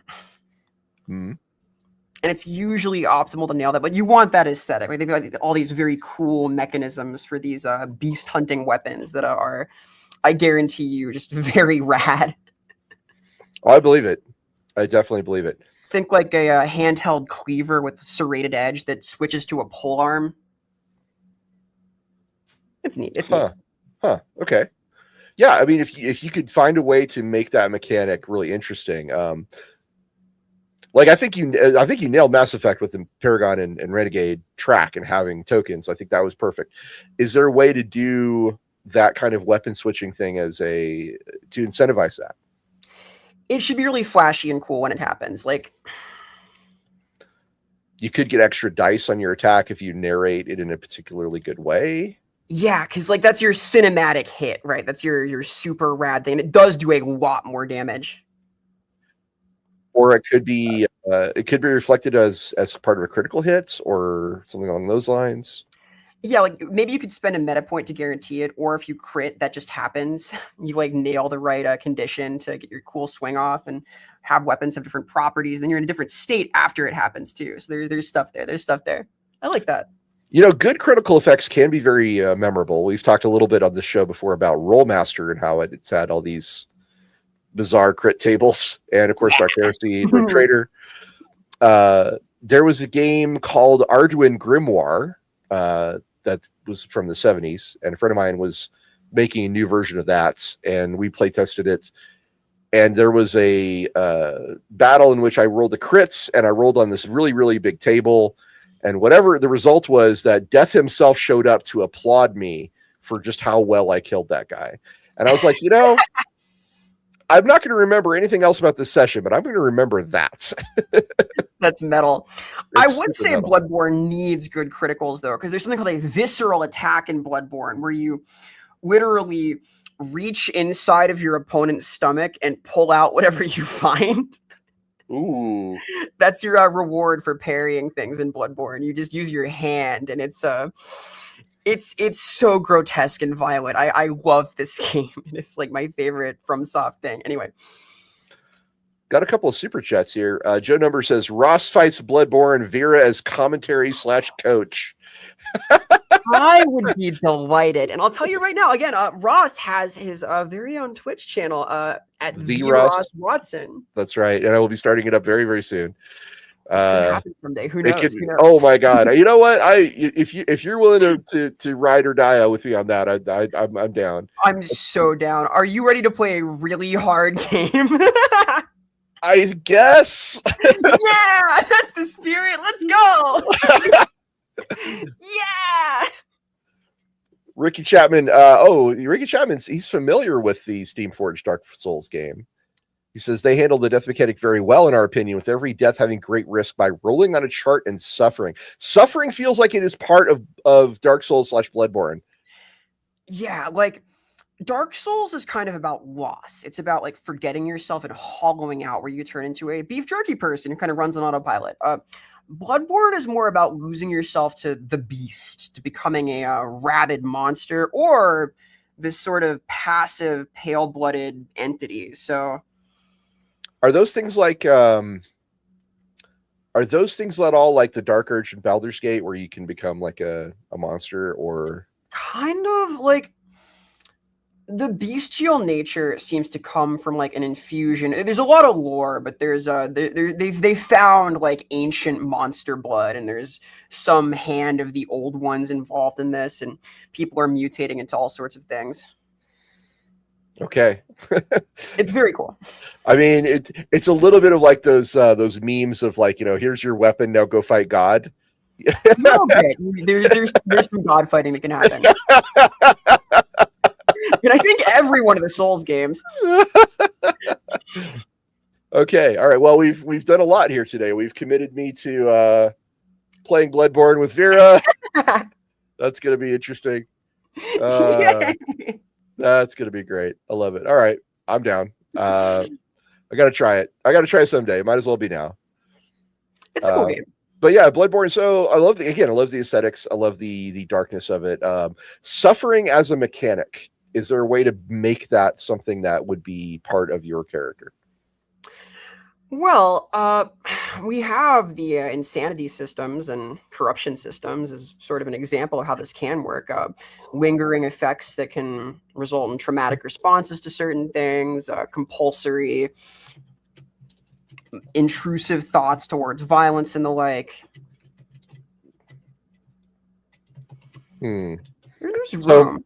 So madness is primarily the suffering, you think, or? In Bloodborne, kind of. Like there's literally a madness bar that tracks up in some cases. And you can gain insight, which is not always a good thing. Are you familiar with Alien, the role-playing game? Not the mechanics of the RPG. I'm familiar with Alien, though, in general. I'm an Alien enjoyer. They have a really cool mechanic. They call it the stress die. Ooh. And the way the stress die works is really fascinating, because you can use it to your advantage because you can perform better under stress, but it also can make things worse for everyone. So you could have a similar mechanic where it's more suffering rather than stress, where you could take a little bit of suffering to do something a little bit better, but it risks a snowballing effect. That could be really cool. Ooh, I like the idea of there being two trackers, one for madness and one for insight. Insight is tied to pale blood, madness is tied to the beasts, and you can have that as a ramping thing on your sheet. Oh, I like that. I like that. Maybe your trick weapons thing could be like a risk reward kind of thing. It's like, I'm gonna, rather than just like I attack him again, you could be like, I'm gonna parry for a visceral strike. Yeah. But if I fail, I take suffering or something like that. That could be interesting. Or or it could be around stances. Like maybe your each weapon has like a stance flip. So I'm in this stance, so it does this, and then I flip over to the other stance and it does that. Yeah, that sounds kind of right, because there are meant to be like two possible modes for the weapon. You could build that into like different capabilities in combat. Because this is a combat heavy game, I'll tell you. Well, you could. So the die couldn't. The dice doesn't necessarily need to be suffering. It could actually be like a hunt dice. And it could be static. It could be something you just place on the board and it counts up, and the hunts get tougher as the track goes higher. As the night goes on. As the night goes on, maybe that's flushed whenever you go back to your refuge or rest, because you can reset it. I don't know. Tell me about insight. How does insight work? Insight is having eyes on the inside. It is being aware of things that are not obvious. It is the ability to see the unseen and know the unknown, and it is a prerequisite to using magic and so on. So it should be how do I phrase this? It shouldn't be a punishment in that case. Yeah, it's like in some ways it's a reward, but it's a dubious blessing because it makes you more vulnerable to certain things. It's better not to know in some cases. Blessed are the ignorant, right? Well, it could be a temptation. Yeah, yeah. The D6 Star Wars game offers dark side points. If you're like, Mhm. hey, you could take a dark side point, which would give you double your die roll in this encounter, but then you're marked by the dark side, and that means you're veering off towards that direction. So you could offer insight as a temptation thing, like I'll give you an insight point to double your dice or to give you a bonus, or just dangle it like a little fish hook. Yeah, because then that works narratively too. Because they're like suddenly aware of something they weren't before, and they're like alerted to it, and then that's got some consequence later. And then blood is a resource. Yeah, blood is sort of your currency. It's a little weird. Like souls are the currency in Dark Souls. There's narrative beats there about becoming physically large if you gain souls. In Bloodborne, it's just gore. It's just gore. Necroplayer 97, $20, big super chat. Thank you, sir. Since it's partially related, and Ross often mentions he likes my avatar, here's a little info. His name is Quip, the self-titled king of kobolds. Kip, maybe Kip, not Quip. He uses the new 5e giant barbarian subclass and uses a human-scaled Zweihander, which is a great sword. Very nice, very nice. I love oversized weapons. I think it's awesome. Big fan. Yeah. There's a on Reddit, I found this jokey subclass for barbarians, which was like Way of the Anime Girl with an oversized weapon, and it's hilarious, and I want to play it so badly. I like it automatically. One of the key features, like if you miss with your oversized weapon, the feature's called There She Goes, and you move in a random direction, six squares. Or no, I think it's not a random direction. I think you choose the direction, but you have to move 6 squares. If you run into somebody, do you get to land the hit? Do you get to roll? I don't know. That'd be really even better, right? But yeah, good call. I like that. No, super cool. Like kobolds are among my favorite fantasy races. I really like them. they are underrated. They are highly underrated. There was always this. There was actually. I mean, you could look at something like Dungeon Crawl Classics as someone saying, I want to do D&D, but I want to do the rules right, at least the way that they, if you were that person. I'm not saying it's the right rules for me, but if you were that person who was like, I want the rules to feel more old school, you could look at that as a holy grail that became real, for example. And there's a lot of games that are out there that are X game but different, right? A lot, especially in the early days of role-playing games. You had D&D, and then Tunnels of Trolls, and then you had Palladium Fantasy, and they were all just D&D but different in a certain way. Bloodborne has been described as Dark Souls but different, for example. I like it. It's my favorite one. It's my favorite aesthetically. I think it's Sekiro is my favorite gameplay wise, but it's good. It's good. And Golden Chaos points out Shadow Dark is D&D but different. I agree. Yeah, that's a good one to do it. Oh, and he says it is Kip. So Q's pronounced with a K, and he obviously wanted to avoid doing 3 Ks in a row. Yeah, I get that. Well, Totally I like get that. Symmetrical when it's written in lowercase. It's cute. Oh yeah, it does. It does look cool when it's lowercase. Yeah, for sure. All right, so that's. Is there more you'd want to say about a Bloodborne? No, I think we've said enough. I think there's room there though. It's such a cool setting. So I think one last bit I would go on here. Artwork would be big. You need to have really good artists. Yes, it's important to have like gory and grotesque and moonlit shapes, things from beyond lurking from the shadows, a sunset night. It's such a beautiful game. That's crucial. So the question I have for you is, would you do full color throughout, or would you do black and white with color inserts?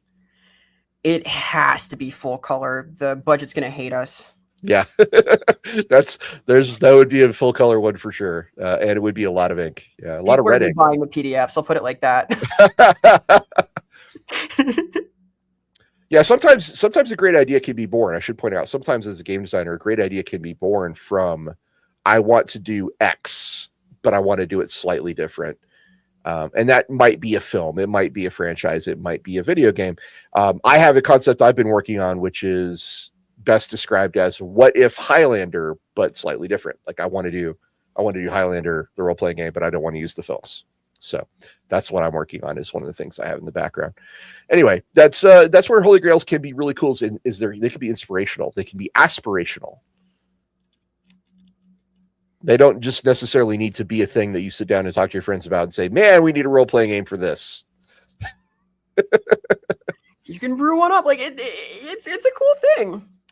Also, role-playing. So sorry, one more thing. Holy Grails can be really, when I say inspirational, it's not just inspiring like a full game or a full setting. You can base your character on stuff from Holy Grails. If you're like, man, I love Shepherd, or I love Garrus Vicarian, you can always make a fighter in D&D and it's Garrus Vicarian. It's just, you give him a different name, a slightly different species, but you play him as like an alternate universe version of that character. There's nothing stopping you from doing it.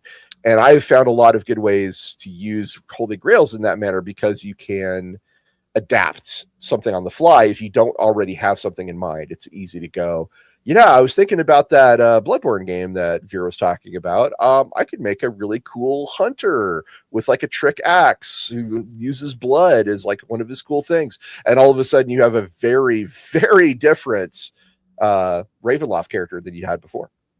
Yeah, like having a strong impression of the kind of thing you want to bring forward to make things come into like vivid focus, I've found. Inspiration is the sincerest form of flattery, or close to. Ricky Chapman, once again, thank you so much, sir. Ooh, a corrupted blood point system that causes stuff like you hunger for blood. You must consume blood or be forced to attack the nearest source of blood. That sounds like a high-level sort of beast danger. You've embraced this path a little too deeply, and now your bestial nature is coming forward. Your friends are afraid of you, but maybe you're stronger in combat. Could it be worth it? Depends on how violent you can be. Yeah, actually, a lot of Holy Grails, you can find people who have adapted games into Holy Grails at local game conventions or Gen Con, bigger ones. I guess PAX maybe also. At our local game con here in Colorado, we call it Genghis Con. It's great, fantastic, and you can find people running all kinds of games. I ran a game where everybody was a terrible sidekick from 80s cartoons. Like Scrappy Doo was one of them. Deputy Fuzz from Brave Star was another one. Anyway, so you just like the most annoying Saturday morning cartoon characters, and I put them all in one team. And there's another guy I know that did like all the fictional spies. So James Bond was in there, and Jason Bourne, and Jack Bauer, and wow, there's a lot of guys with JB. Yeah. Wild. John Wick, maybe also, nowadays might be a more like if you want a John Wick role-playing game, you could probably go to a convention and find someone running a John Wick something. That's all I'm saying. Is like it's not necessarily something you'll never see at the table. It's just you might have to wander a little further afield to find it. I gotta go to Gen Con someday. You really should. For a while. You should at least once. I have not been since COVID for obvious reasons, but it's a big show with a lot of people and a lot of cool stuff. Someday. All right. So where should we go next, do you think? You got a Grail in mind?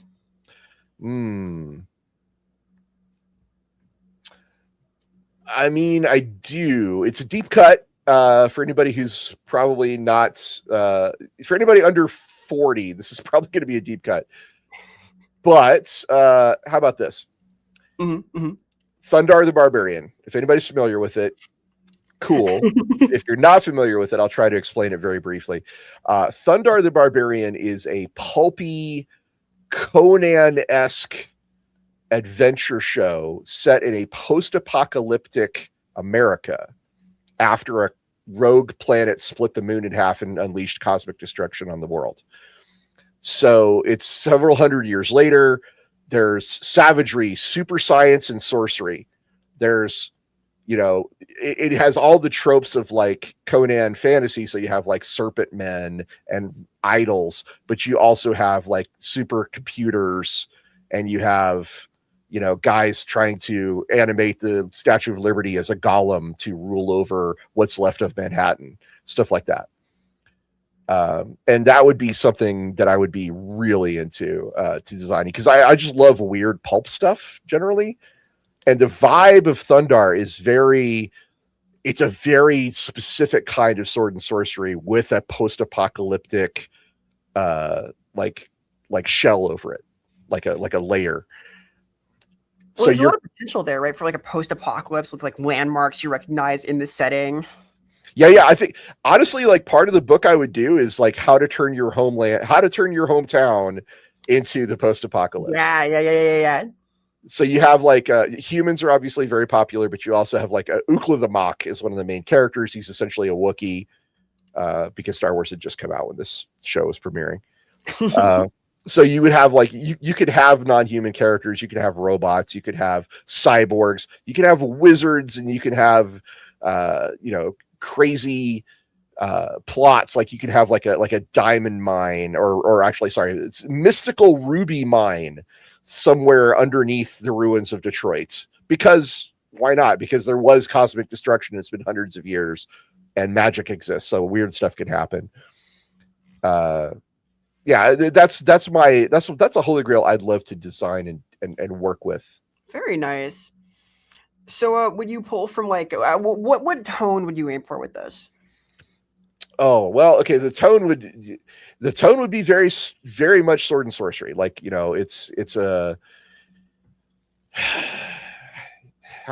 so saying sword and sorcery these days is kind of weird, because it's like saying heavy metal these days. Like there's so many specific subdivisions of heavy metal, right? And I'm sure there's a specific subdivision of sword and sorcery that would be a much better description of Thundar. But the highlights would be, Conan-esque adventuring with dashes of super science as well as magic in a post-apocalyptic America, and just focus on those big hits to really nail it down, because Thundar doesn't really feature people that were from before the apocalypse. It's hundreds of years ago, and it doesn't really feature. I mean, it's really kind of kid-friendly Conan stuff in a lot of ways, because there's princesses you have to rescue who turn out to be sorceresses who are way more competent than you, but that's okay because you're a barbarian.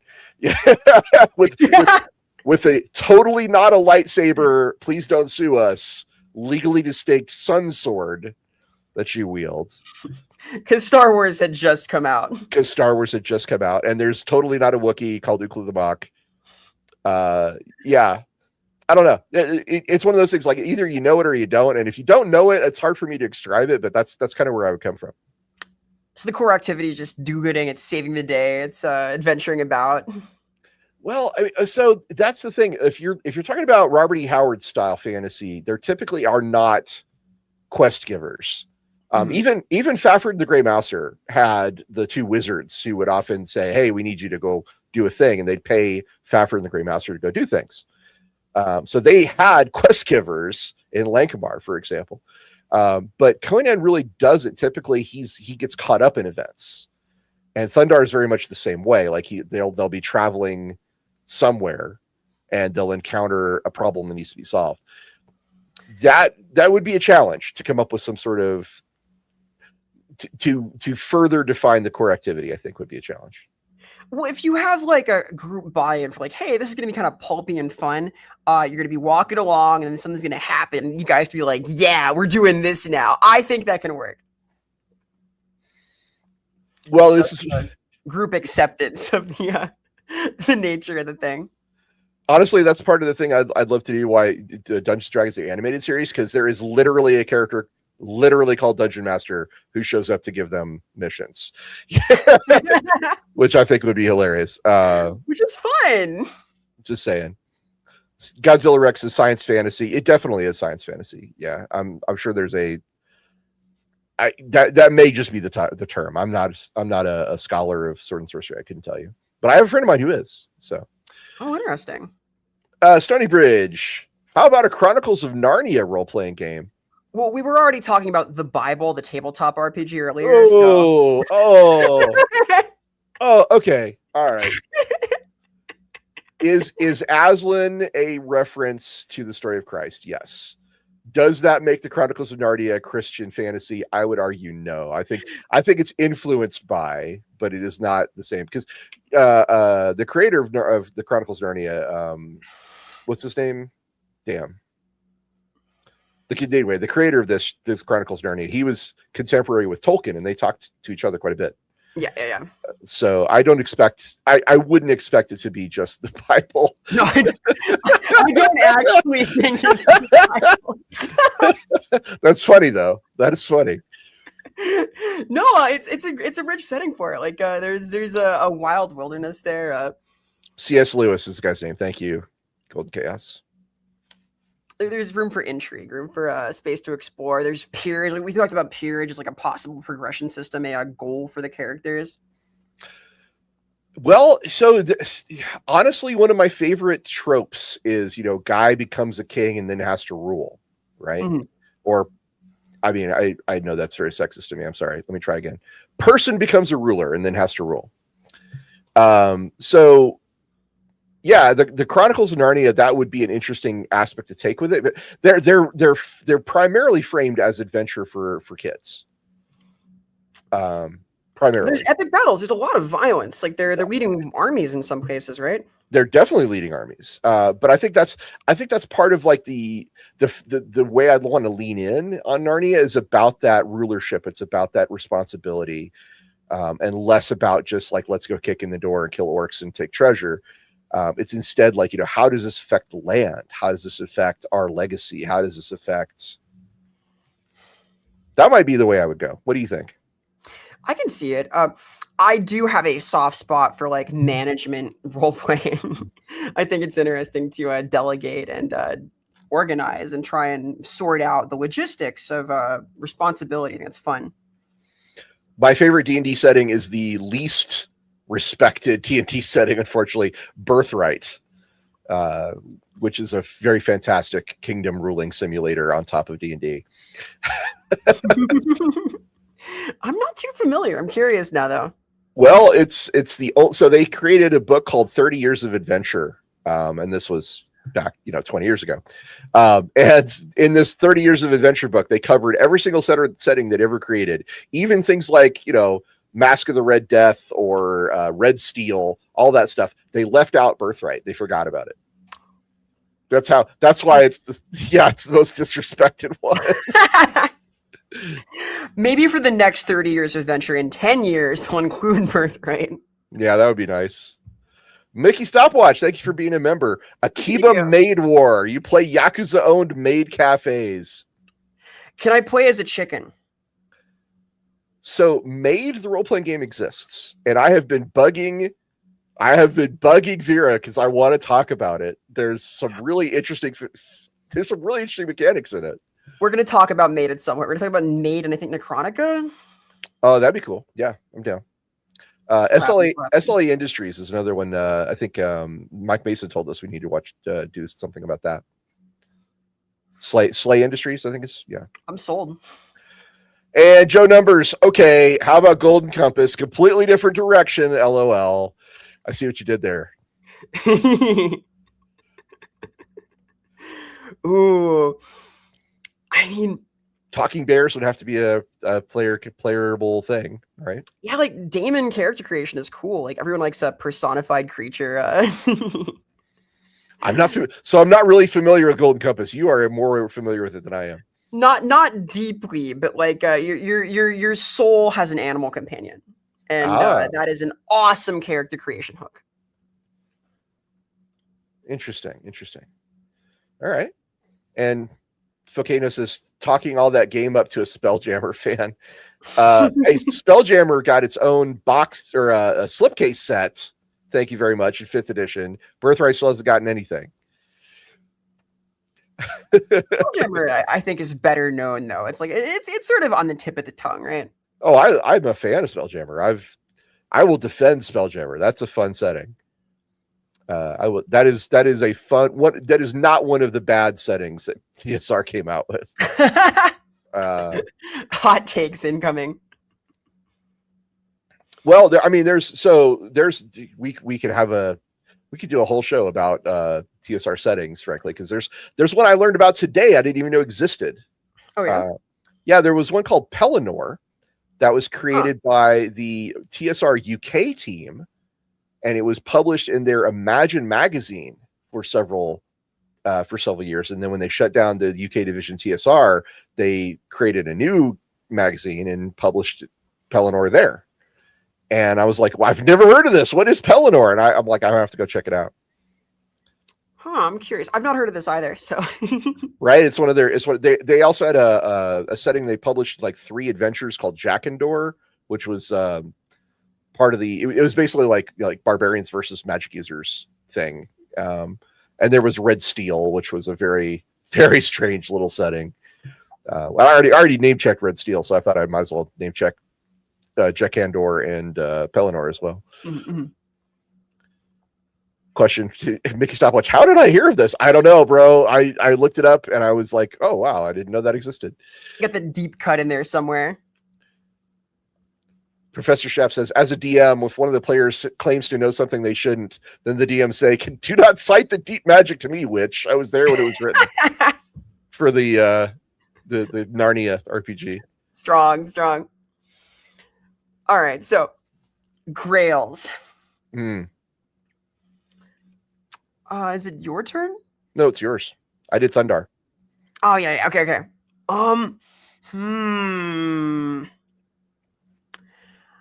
I am going to toss out Hunter x Hunter, which is a particularly beloved manga / anime series by Togashi. They did Yu Yu Hakusho, and it is about to continue getting chapters. It is a adventure action manga about a variety of person called a hunter who does various tasks in the world. And they have all sorts of different jobs revolving around pursuing rare and dangerous things.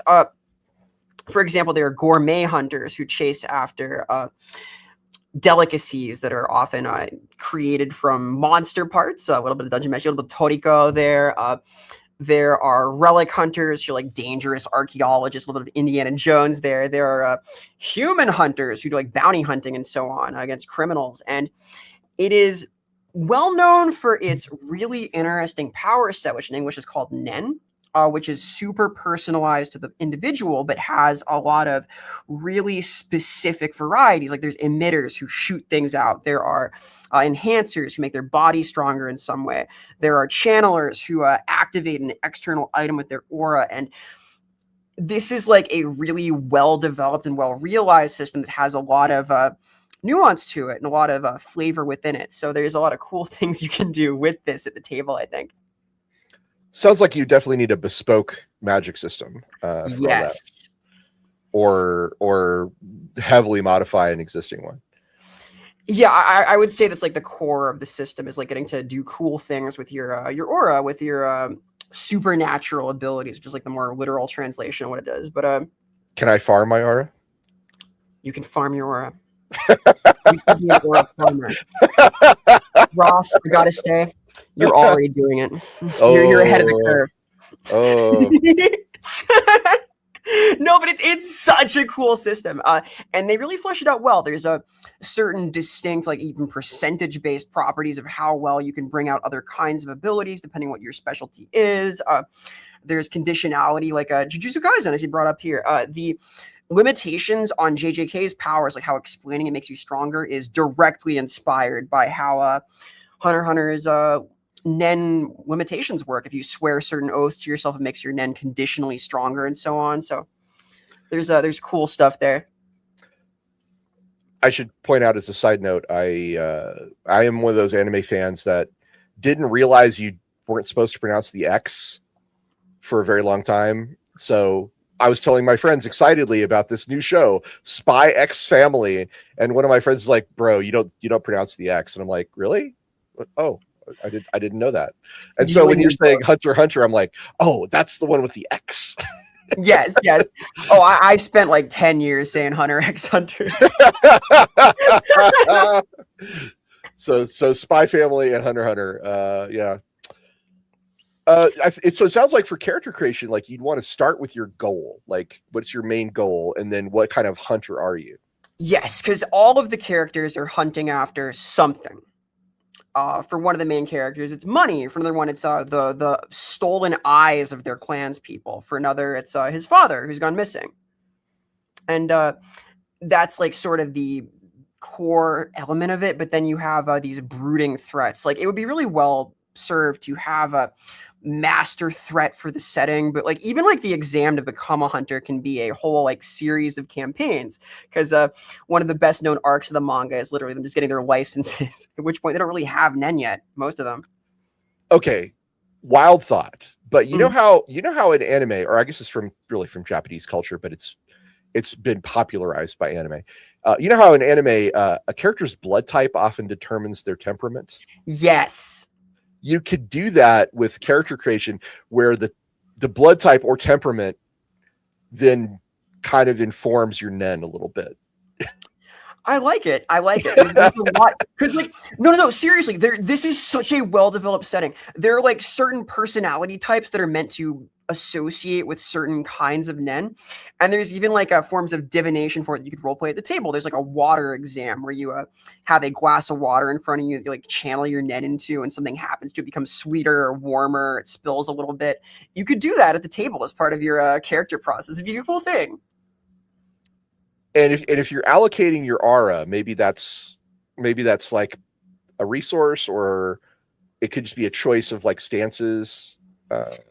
Yeah, it suffers from the same problem as JoJo, where it's like kind of complicated. The world, oh! Like, how do you build a stand? It's the same question. Well, I mean, some of that is special effects, right? Like you can say, are you harming someone at range? Are you, Mm-hmm. you know, you excuse me. Champions did this well with the idea was reason from the effect. Like, what effect are you doing?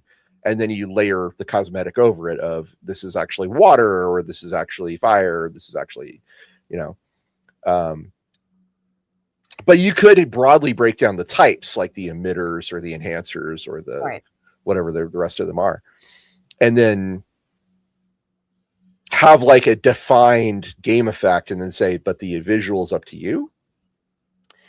Yeah, something like that. Like conditionality is a big thing also. Like if you can hit them in the stomach, then maybe you can force like a piece of information out of them, for example. If you can get them to write their name for you, you get to do this or that, right? So the nen is not just the expression, but it's also like a limitation. Like X has to be achieved first. Sometimes for like specialists, which are what everyone's going to want to play in a lot of cases. Okay. So so a lot of these are not common across all nen users. It's pretty unique and personality based. A really straightforward character might just literally have a really strong rock paper scissors style attack, whereas a really strange character might have something with the properties of both rubber and gum. I have seen some really awesome combo characters who use rock paper scissors as their activation, so I'm down. My understanding though is Hunter x Hunter uses a lot of like combat adjacent stuff, like tournament arc type stories. Yeah, I would say there's a lot of combat in it, but a lot of that is like sort of puzzle combat where they're trying to fulfill a certain condition to make something happen, or otherwise it's just a straight up like monster versus monster battle. These things happen, but there's like interesting arcs where they're trying to like clear a game in some way, or solve a puzzle, and it's pretty interesting. It's nuanced. I would say it's like JoJo in a lot of ways. Got a super chat for Skylar Martin. He says, I feel like any shonen based tabletop role playing game would have to prioritize or have really good feeling combat. Agreed. Yeah. It depends on what I mean, we could probably do a whole episode on like what makes combat feel good. That could be fun. That could be fun. I might want to revisit this then, because I think that these are like good examples of like weird mechanics, like weird concepts that need to work with the combat system. Yeah, Battle Shonen though, asymmetric fights, team fights, tournaments, arcs, if you will, the structure of what a shonen fight looks like, because there's the power up stage, there's the second stage of the villain. There's usually almost always a second stage. There's gotta be. There's gotta be. Right. After they're revealed, they grow in power. So there's a lot here, but for me specifically, one of the things that makes combat fun in a tabletop game is having more than one thing to do on my turn. One of the things I really like about D&D 5th edition, for example, is I have my move, I have my standard action, I have my bonus action. And like figuring out cool ways to use my bonus action is a lot of fun. Figuring out like, is there something else I can do with my move action? Is there something else I can do? Like the fighter having his action surge. That's something I really enjoy, right? It's like you get to have that cool thing where you get to do a little bit extra. I didn't really enjoy combat in Warhammer Fantasy Roleplay because I was limited to I attack or I run. Yeah, I didn't. There's just not a lot of the action economy doesn't really support doing more than one thing. And if you're spellcaster, it was even worse because you had to like power up over several turns to cast a big spell. Yeah, like one thing we've done at my table is make advantage spenders like play into that. Like you can do like an action eco things using that. That's kind of stylish to make it a little more active in that way. Because especially in, like big combats which happen in Warhammer, you get like bogged down with like, okay, there's 10 beastmen there going to do stuff now. I'm desperate to talk about feng shui on this show because feng shui combat is really, really interesting. The way that works is a lot of fun. And honestly, Street Fighter, the role-playing game, or what it later became was Exalted, had a lot of different moves you could perform in combat as well. Were you doing a Hadouken over there? A little bit.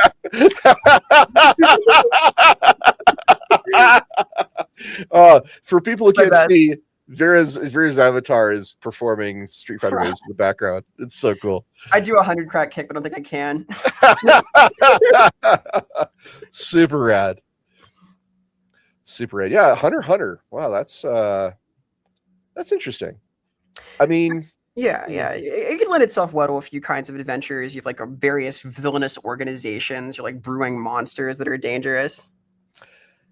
So again, I'm not plugged in superly, but I would say it sounds like Nen is the heart of this roleplay game, because it sounds like Nen is kind of the heart of the action in Hunter x Hunter. I will spoil the most recent arc in that there are multiple pages that have become notorious for being almost entirely text in the manga. There's like a little guy's head in the corner like this. Mm-hmm. And then like this entire space, like over here, all of this is just text explaining the thought process to explain how the Nen ability works. So the Nen is the heart of the system. It becomes like that. It turns into that kind of thing. So yeah, one of the guys can make gum, did you say? Yeah, there's a very infamous character whose Nen has the properties of rubber and gum, and that is way more flexible, haha, than you might expect. Not if you're a One Piece fan, I should say, but yes. In general, yes. Yes, Luffy, the legacy of Hisoka. Now we're getting into hot takes. Oh my god. I'm a One Piece fan. Anybody who knows me knows I'm a One Piece fan. Live action show is freaking awesome. New season came out. Yeah, second season. It's so good. Just rad. Anyway, One Piece would make a great role-playing game. Yeah, that's true. Because core activities baked in. You're pirates. You're searching for the One Piece.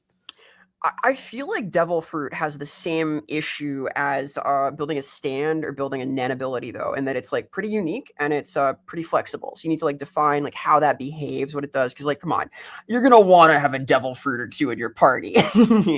Yeah, I think. Well, it might. The concern there is that it might end up like the old D6 Star Wars did, which was either all Jedi or no Jedi. So you you might end up with like, okay, the rule is we're either all devil fruit or we're non-devil fruit. There's the Avatar, the Last Airbender role-playing game had to deal with this too, because benders and non-benders being part of the same group were kind of an assumed thing. Yeah, and it's the kind of thing that works a lot better with some groups than others. Like, I don't hate having like distinct combat imbalance in your group. I don't think it's a bad thing necessarily, but it does affect the vibe. God, we should do a whole show on balance, shouldn't we? Oh my God, there's so much to talk about. So much to talk about. Balance. I'm down. No, I totally agree with you. I think it is fine to have some imbalance in the combat abilities of a party. I am also agreeing with that. I think if everybody, so I think 4th edition D&D is probably my biggest, like, here's an example of a game where everything was balanced and I didn't like it, and here's why. You know, and just go. It turns out that making things balanced comes at the cost of certain other things, like flavor, like verisimilitude. Yeah. He said the thing. I said the thing. But anyway, we desperately need to do a tier list of D&D editions at some point on the show. That would be a lot of fun. We could make the like D&D episode like that. We could just talk about each edition and place them in a tier. Yeah, that would be a lot of fun. That'd be a lot of fun. We need to make sure we involve the chat and let them move things around, though. So we might get yelled at for this, but I think it'd be neat. Oh, that's the reason why it'd be so good, is because people have such strong feelings about it. Strong feelings about it. But yeah, that's so yeah, Hunter x Hunter, that's wild. And the Nen is, it sounds like in Hunter x Hunter though, it doesn't have the problem of Jedi, because everybody's a Nen user. They can be.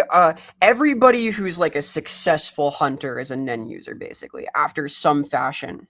So I think it's far more baked in that everyone has Nen in a Hunter x Hunter game. Yeah, I think the idea is that like most people are capable of using Nen theoretically, but not everyone is like adept with it. It's a little finicky, but any player character probably would be assumed to be that. Like in JoJo, they'd have a stand. Like in One Piece, they'd probably either have a devil fruit or be able to use hockey or just be really good at their job. Yeah, hockey, that's something I'm still learning. Like, what is hockey? But yes, devil fruit, yeah, that's a thing. Yeah, and again, the benders, non-benders for Avatar: Last Airbender would be another good example of how that whole thing works. With, of course, being the example, Star Wars, and whether or not you allow Jedi. I can tell you some stories. I was in the room. I could tell you some stories. I was in the room when we decided to make Edge of the Empire a non-Jedi game and make it our first game. And there were concerns. There were very people like, but there's no Jedi. And the pushback from the design team was like, no, this is the way we want it to be. We want it to be about scoundrels and ships and debts and, bounty hunters and shit. It should not be about space wizards. We have other games we can do that for. Yeah, because like if you have Jedi, it feels weird if someone just like such a quick draw, they're like on par with the Jedi. Like, yeah, there's a guy from well, I don't know if any, so 20 back in let's part the mist of time. 20 years ago on the internet, there was this channel called That Guy with the Glasses, and on that channel there was a guy called Spoony, and Spoony did some really fun videos, including one about the all Jedi or no Jedi party. If you're really fascinated by this idea, I encourage you to go look it up because it's pretty neat. Yeah, so fun fact, we got a comment from Skylar Martin. Just so you know, Ross, the community widely considers Edge of the Empire the best or most beloved. Oh, that's funny. That's great. Didn't know that. That's so cool. You had a good idea there, Ross. Look at that. I mean, long story short, I prefer the D6 version, like for running and playing. But I did enjoy myself on Edge of the Empire, and I feel it's a good game. So anyway, where would you like to go next? We have about 20 minutes left. I kind of snuck in a little bit of JoJo discussion there. I feel like I've double dipped. You got any? You double dipped. My greed knows no bounds. All right, so well, you kind of caught my attention with the idea of a BattleTech game, a role play game that actually works. So this would be the example of a holy grail of taking something that exists but fixing it. And full disclosure, I have worked with a couple of guys on a project called Dominions of Steel, which is like a version of Game of Thrones mixed with early BattleTech. So there's going to be some similarities. That product is working its way towards a Kickstarter. Let's hope it gets there. Anyway, so BattleTech, the things I like about BattleTech, that would make for a good role play game is I like the idea of like a mech being an ancestral thing that's passed down from your family. Nice. I like the obviously I like the Star Nations and their different political views and how they're constantly at war. That is a big thing, and the cultures that are represented by that. But I also really love the idea that there's these mercenaries, the sellswords, the ones that run around in between all the wars and don't necessarily have a patriotic background, but are more motivated by funds. And this is, it's weird because BattleTech, they take a very optimistic view of mercenaries, and that the mercenaries' goals are always like, we want to do something for ourselves. We're not actively trying to make the world worse or anything like that. Ross, can you give us a super crash course in what BattleTech is as a setting? Oh boy. Yeah, it is easy, right? Okay. Summarizing BattleTech. In 10,000 words or less. Humanity left Earth. They expanded throughout space in an area called the inner sphere, is what they call it. The inner sphere is ruled by an organization called the Star League for a very long time. They have a lot of advanced technology, and then the Star League has a major political crisis, and the main army of the Star League leaves and goes outside the inner sphere to unknown reaches. The places that are left behind, the inner sphere that's left behind, it's fragmented into what are called the successor states, these star nations that are now squabbling over resources with each other and fighting constant battles. The main weapon of war is a battle mech, which is a 20 to 40 feet, typically humanoid, typically robot that is driven by what's called a mech warrior, who is a elite pilot or a elite warrior, because battle mechs are the kings of the battlefield. They can basically take on entire conventional armies by themselves. So the thing you need to fight a battle mech is another battle mech. But then the clan showed up anyway. And then they attacked my home planet. Oh, that's from the animated series, which is hilarious in a lot of ways. Anyway, yeah, so it's kind of Gundam-esque, says Mickey Stopwatch. It's kind of like that, but it's more it's a little more Game of Thrones. It's definitely grittier than Gundam. Yeah. There's a lot of grease and grit and dirt. It's not necessarily dark. I wouldn't say it's grim dark by any means. Yeah, that's the short version. So and Biofoot says rework the Fallout RPG. It deserves better. Ooh, I've never played it. I couldn't. That would be a tough one for me to do. But BattleTech is science fiction. It's definitely not science fantasy. It's science fiction with these big. The big star nations are like the main movers and shakers, and typically most of the action is either from the standpoint of a group of mech warriors who happen to be mercenaries or who happen to be part of a particular unit within one of the star nations. And then the stories are about them fighting their traditional enemies or fighting whoever they're paid to fight, and then having to scrape together or salvage tech to repair and keep their battle mechs going. Yeah, I would say like a theoretical system would need a proper like salvage rights mechanic and a really tight economy. This is a bookkeeping system. Well, something that the BattleTech role-playing game has never been able to do is give you a combat system that works for you outside the mech and inside the mech. And I would really like to do that. I'd like to find a system where you can basically flip a switch and say, okay, now we're fighting in our mechs and these rules are in play. And then when you're outside the mech, you just unflip that switch and you go back, it's still, you're not learning a whole separate different system to fight in and outside your mech. Because like sapping should work even like it should be possible to like fight people on foot and also to even set up traps and things for mech-sized foes. Well, I see you've read some novels, haven't you? Yeah. that sounds like the Camacho's Caballeros novels by yeah, you know the ones I'm talking about. The writer, Victor Milan, the writer of those books, he's so good. Unfortunately he's dead. Really cool guy. Yeah, I know. Sad to hear that. He was very talented. The novels, by the way, for BattleTech are rad. There's a lot of good novels for BattleTech. Mecha Hack says Golden Chaos. Mecha Hack can do this. What is that, Golden Chaos? I'm not familiar. I like the name. Right? That's cool. Lancer, John Number says, has mech fights out of mech combat. Oh, does Lancer not have out of mech combat? It's been a while. I played like one of the early versions of Lancer. I liked it. Lancer is one of those I want to play. I have not played, but I want to play. And I think I think this is why I'm kind of pushing the idea of a mercenary group, because then you can sort of play in and around it with any of the successor states or the periphery nations, which are far less developed and have far less resources typically. You can get involved with any storyline in BattleTech if you're a mercenary. If you're part of a house group, that's not the same. But one of your character creation decisions could be whether you are you're a mercenary company who actually is like just a patriotic, Star Nation group that happens to be pretending to be mercenaries, because that has happened. Yay, proxy war. We love it. That is.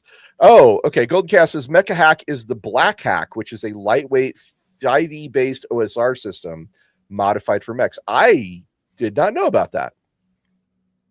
That's rad. And he's got a One Piece I think that's a One Piece character is his avatar there. Indeed. Okay, I'm gonna have to check out the Mecha Hack. Thank you so much. Appreciate that, guys. And Stefan Roy says Mecha versus Kaiju battles are being added to D&D for Ryoko by D&D Shorts if you're interested. Oh, okay. Didn't know that either. And we got one more comment. Skylar Martin says the Fantasy Flight Games scale system did a good job of doing combat at different scales. I thought, is that from Genesis? Is that from Star Wars? What is that from when you say FFG scale system? I'm kind of curious. But yeah, a BattleTech role-playing game would be about making money. It would be about salvaging tech. It would be about there'd be an element of the mercenary unit as a character, not unlike a starship in Rogue Trader or a starship in Mass Effect. That would be like a separate character sheet, and you try to build up your unit and build up like its reputation, its resources, things like that. I think that would be a lot of fun, is to deal with that. I like having the idea of like different factional trackers for your allegiance to or favor with different groups. Yeah. Well, we got this one. Lich Lord Kier says, "Congrats, you pissed off Comstar. Prepare for deployment." The joke in BattleTech is that Comstar is the phone company, because they're space AT&T. They're space AT&T, but they're also extremely powerful. Just like really AT&T. Imagine if AT&T had a secret army with like super high tech weapons, and yeah, you'd be not far off. Yeah, imagine. Does AT&T have a secret army with high tech weapons that I'm not aware of? I can't say anything here. Okay. The AT&T commandos will get me. All right. Well, so we're down to the last 12 minutes. I think that's probably Q&A time, unless you wanted to go over anything else. Yeah, sounds good. There are a couple of really good ones I suggested, like Monster Hunter, fucking amazing setting. Could be great for just crafting things out. Wait, do you mean the movie? The film? Yeah, I mean the iconic Monster Hunter movie starring what's her face from Resident Evil. Yeah, Mila Jovovich.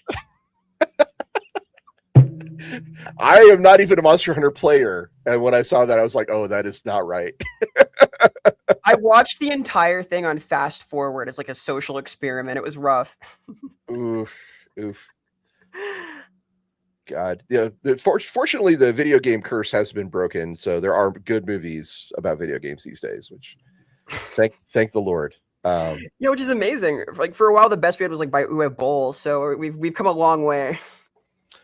I would argue the first Mortal Kombat movie was actually really good, but I do like that. okay. So what are some other holy grails you can think of? Anything that comes to mind during the show? I mean, Monhunt is a winner, I think. Symphogear would be cool. What is it? Symphogear, it's like the ultra like meta otaku anime. It's awesome. Oh, I'm not familiar with that one. Think like a musical combat, high flying action. It's neat. It's neat. So honestly, so there was a game called Hong Kong Action Theater, which was literally it's a role playing game about a genre of film. Feng Shui is also the similar genre, like it's Vuja, right? It's Hong Kong Action Theater. Nowadays, you could just do a role playing game called Isekai if you wanted to. I mean, you really could. Oh wait, I think I love that. Hang on. My character class is smartphone. Vending machine. My students are obsessed with the vending machine isekai. I don't know what even to make of it. They all love it. It's like some kind of new age meme. Like they just swear by it. Here's a strong contender from Hawk, our chief mod. Valkyria Chronicles. Yes. Oh yeah. That's a good one. Chrono Trigger. Ooh, that'd be fun. That'd be fun. Time travel. Time travel is a very underrated, underrepresented thing in role-playing games. So we've come all the way back to Samurai Jack. It's bookending. You get to pick how you get isekai'd. Yeah. Is it Trek-kun? It's probably Trek-kun. The icon. Oh, okay. Mickey Stopwatch. Thank you for the super chat. Thank you so much. A proper Twin Peaks tabletop RPG would go so hard. Something more Call of Cthulhu investigation focused. Okay. You would have to build that like somewhat carefully, but I can really see it. I think like a proper Black Lodge session would be legendary. You know what this says to me is I would love to do this as literally as a Call of Cthulhu overlay. Just it's Call of Cthulhu, but Twin Peaks flavored, and just like make a, call it the coffee edition and just make it and bring it out. Oh, that'd be so good. I'm here for that. We could play the theme at the start of each session. That would be cool. Does anybody know David Lynch? Quick, get his agent on the line. We've got an idea for a moneymaker. I mean, it's literally thousands of dollars. You think I can get isekai? Joe Numbers. Oh my God, she got isekai. She got hit by Truck-kun. Joe Numbers says, "Oh, go ahead." I have a button for that. Drifting Dragons. Play as a crew of dragon hunters in a skyship. Okay, you have me right there. Plus the amazing art from the mangaka. I've heard really good things about this. A friend of mine who was just reading Dungeon Meshi moved on to this immediately afterward. You might enjoy it, Ross. Drifting Dragons. Okay. I might have to check that out. I am currently working my way through Gate. By the way, loving Gate. That is a sublime experience for me. Gate is so silly. It's amazing. Like for context, like fighting dragons with M4s. It's great. I love it. So can't say enough about it. Also, Freyren season 2. So loving that one. Oh, Freyren's amazing. Beautiful. Absolutely beautiful. Oh, he says, do not watch the anime. They changed the art style. Oh, okay. I'll keep that in mind. Unfortunately, I'm not a manga reader. That's a problem. You give it. I'm like one of those people. Like, there's this great book. Great. Is there a movie? Yeah, that's unfortunately I'm that guy for manga. This is our like strong divide because I almost only read manga and I almost always only watch anime. Yeah, it's weird. We're on opposite sides. So it used to be it was either sub or dub was the big switch, and now it's either manga or anime. Yeah, I think sub pretty much won that. Am I wrong? I mean, Well, okay, from a 90s anime fan perspective, I felt it was more about like what you started with and what you felt the show identified with the most. Because I saw some dubs, I was like, man, that's how it is in my head. Is that's the dub, right? And then I watched the sub, and I'm like, that sounds weird. I don't like it. Yeah, So like to be fair, yeah, I do watch Pokemon and Dragon Ball with the dub still. So it's one of those things. it's the way. But you know what? It doesn't matter. It's as long as you're enjoying the show, like that's all that matters. So I don't really care. As long as you have a sense of superiority, that's all that matters. Oh, wow. Jesus. So anime and roleplay games have had a long history of like trying to do things. Like there have been straight up anime roleplay games. There was one for the Slayers, there was one for Sailor Moon. And then there was things like Big Eye Small Mouth that tried to do like all of anime. Have you had experiences with those games? Games like that? I have not. I have tried to play a few like anime inspired things. I play the Poke Roll tabletop game, which is like anime inspired. We've like tried to match the tone there. I've not played any of those though. There was one, I want to say for Big Eye Small Mouth, there was a book that was called Pocket Seizure Monsters. Cockfighting Pocket Seizure Monsters. And it was so in. It was Pokemon. It was just the serial numbers filed off. But I love that title to this day. Absolutely love that title to this day. That's one of the best. Big Eye Small Mouth had a lot of really good supplements that were great at different genres, but as a game itself, I wasn't super into it.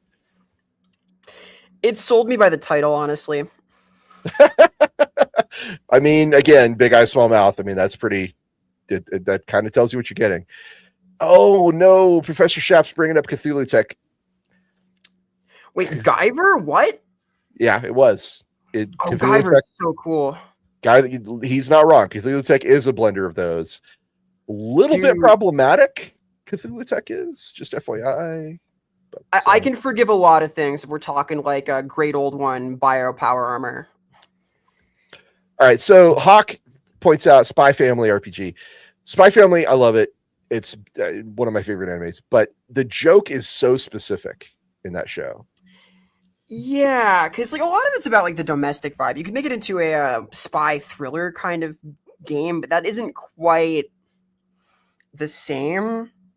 Well, we have famously or infamously, depending how you want to look at it, Vera and I have famously or infamously described a specific anime that we think would be an amazing setting for a role-playing game if we pulled out certain elements. Vera, you know what I'm talking about. Ninja Scroll. Yeah. Goddamn, Ninja Scroll needs to be an RPG. That is, I can't believe it took us to the very end of the show to remember that. Also a little bit problematic, but absolutely. Like you got to, there's certain things you have to pull out. The world is so cool. Like that's, for me, it's the world. It's the idea of the 8 Devils of Gimon, and it's the idea, the style, the vibe, more than anything else. Yeah, that like gritty OVA feel, the amazing critical charts. You would get the sickest critical charts. Yeah, you would. Oh my god. And just amazing set piece battles would have to be a thing. Oh yeah. God, man, that's good. Oh, I'm getting hype now. That and Naruto, right? Frank, like the ninja vibes are strong. Yeah. Oh, Professor Shap says I would love to see that in Warhammer Fantasy Nippon. That would be a really wild underpinning for that. But I'd be down. I am holding out hope that we get to do Nippon someday. The Tiger Men coming in has given me fresh hope. I never thought in a million years we would see like End coming into relevance in this mainstream setting. It could happen. It could happen. I will. Fingers crossed. Fingers crossed. Yeah. Speaking as someone who's been deeply in Warhammer for a very long time, I was flabbergasted. I was shocked to my core when the Creative Assembly is like, yeah, we're doing Cathay. I was like, what? I couldn't believe it. And they did it, and it did it well. And then like everything after that. It's huge. I literally couldn't believe it. So it was wild. Listen, I'm here to carry the torch for like anime ninjas and wuxia martial warriors in Nippon and Cathay. I will do my best. I am an advocate. Right. Oh, if I don't know if this is Holy Grail, but there are 40K role-playing games out there, and obviously I've been involved with most of them. Something that I would love to see, and I've always wanted to do, is a full-on Eldari campaign. Everybody's Eldari, all Eldari all the time. We're going to play that. That is something or an orc campaign. I even pitched this one. I pitched a freeboot book for Rogue Trader as a, like, you are orcs doing orky things in space. That's my new Holy Grail. That's what I want. Or please, all orcs all the time, or all Eldar all the time. Those are the two things I think I would love to see. People come up to you and they're like, what about a Tau role-playing game? And I'm like, I don't know how you do that. Like, I'm not sure. Their society is just it doesn't feel like it's really built for it. They get along too well. Yeah, maybe I don't know.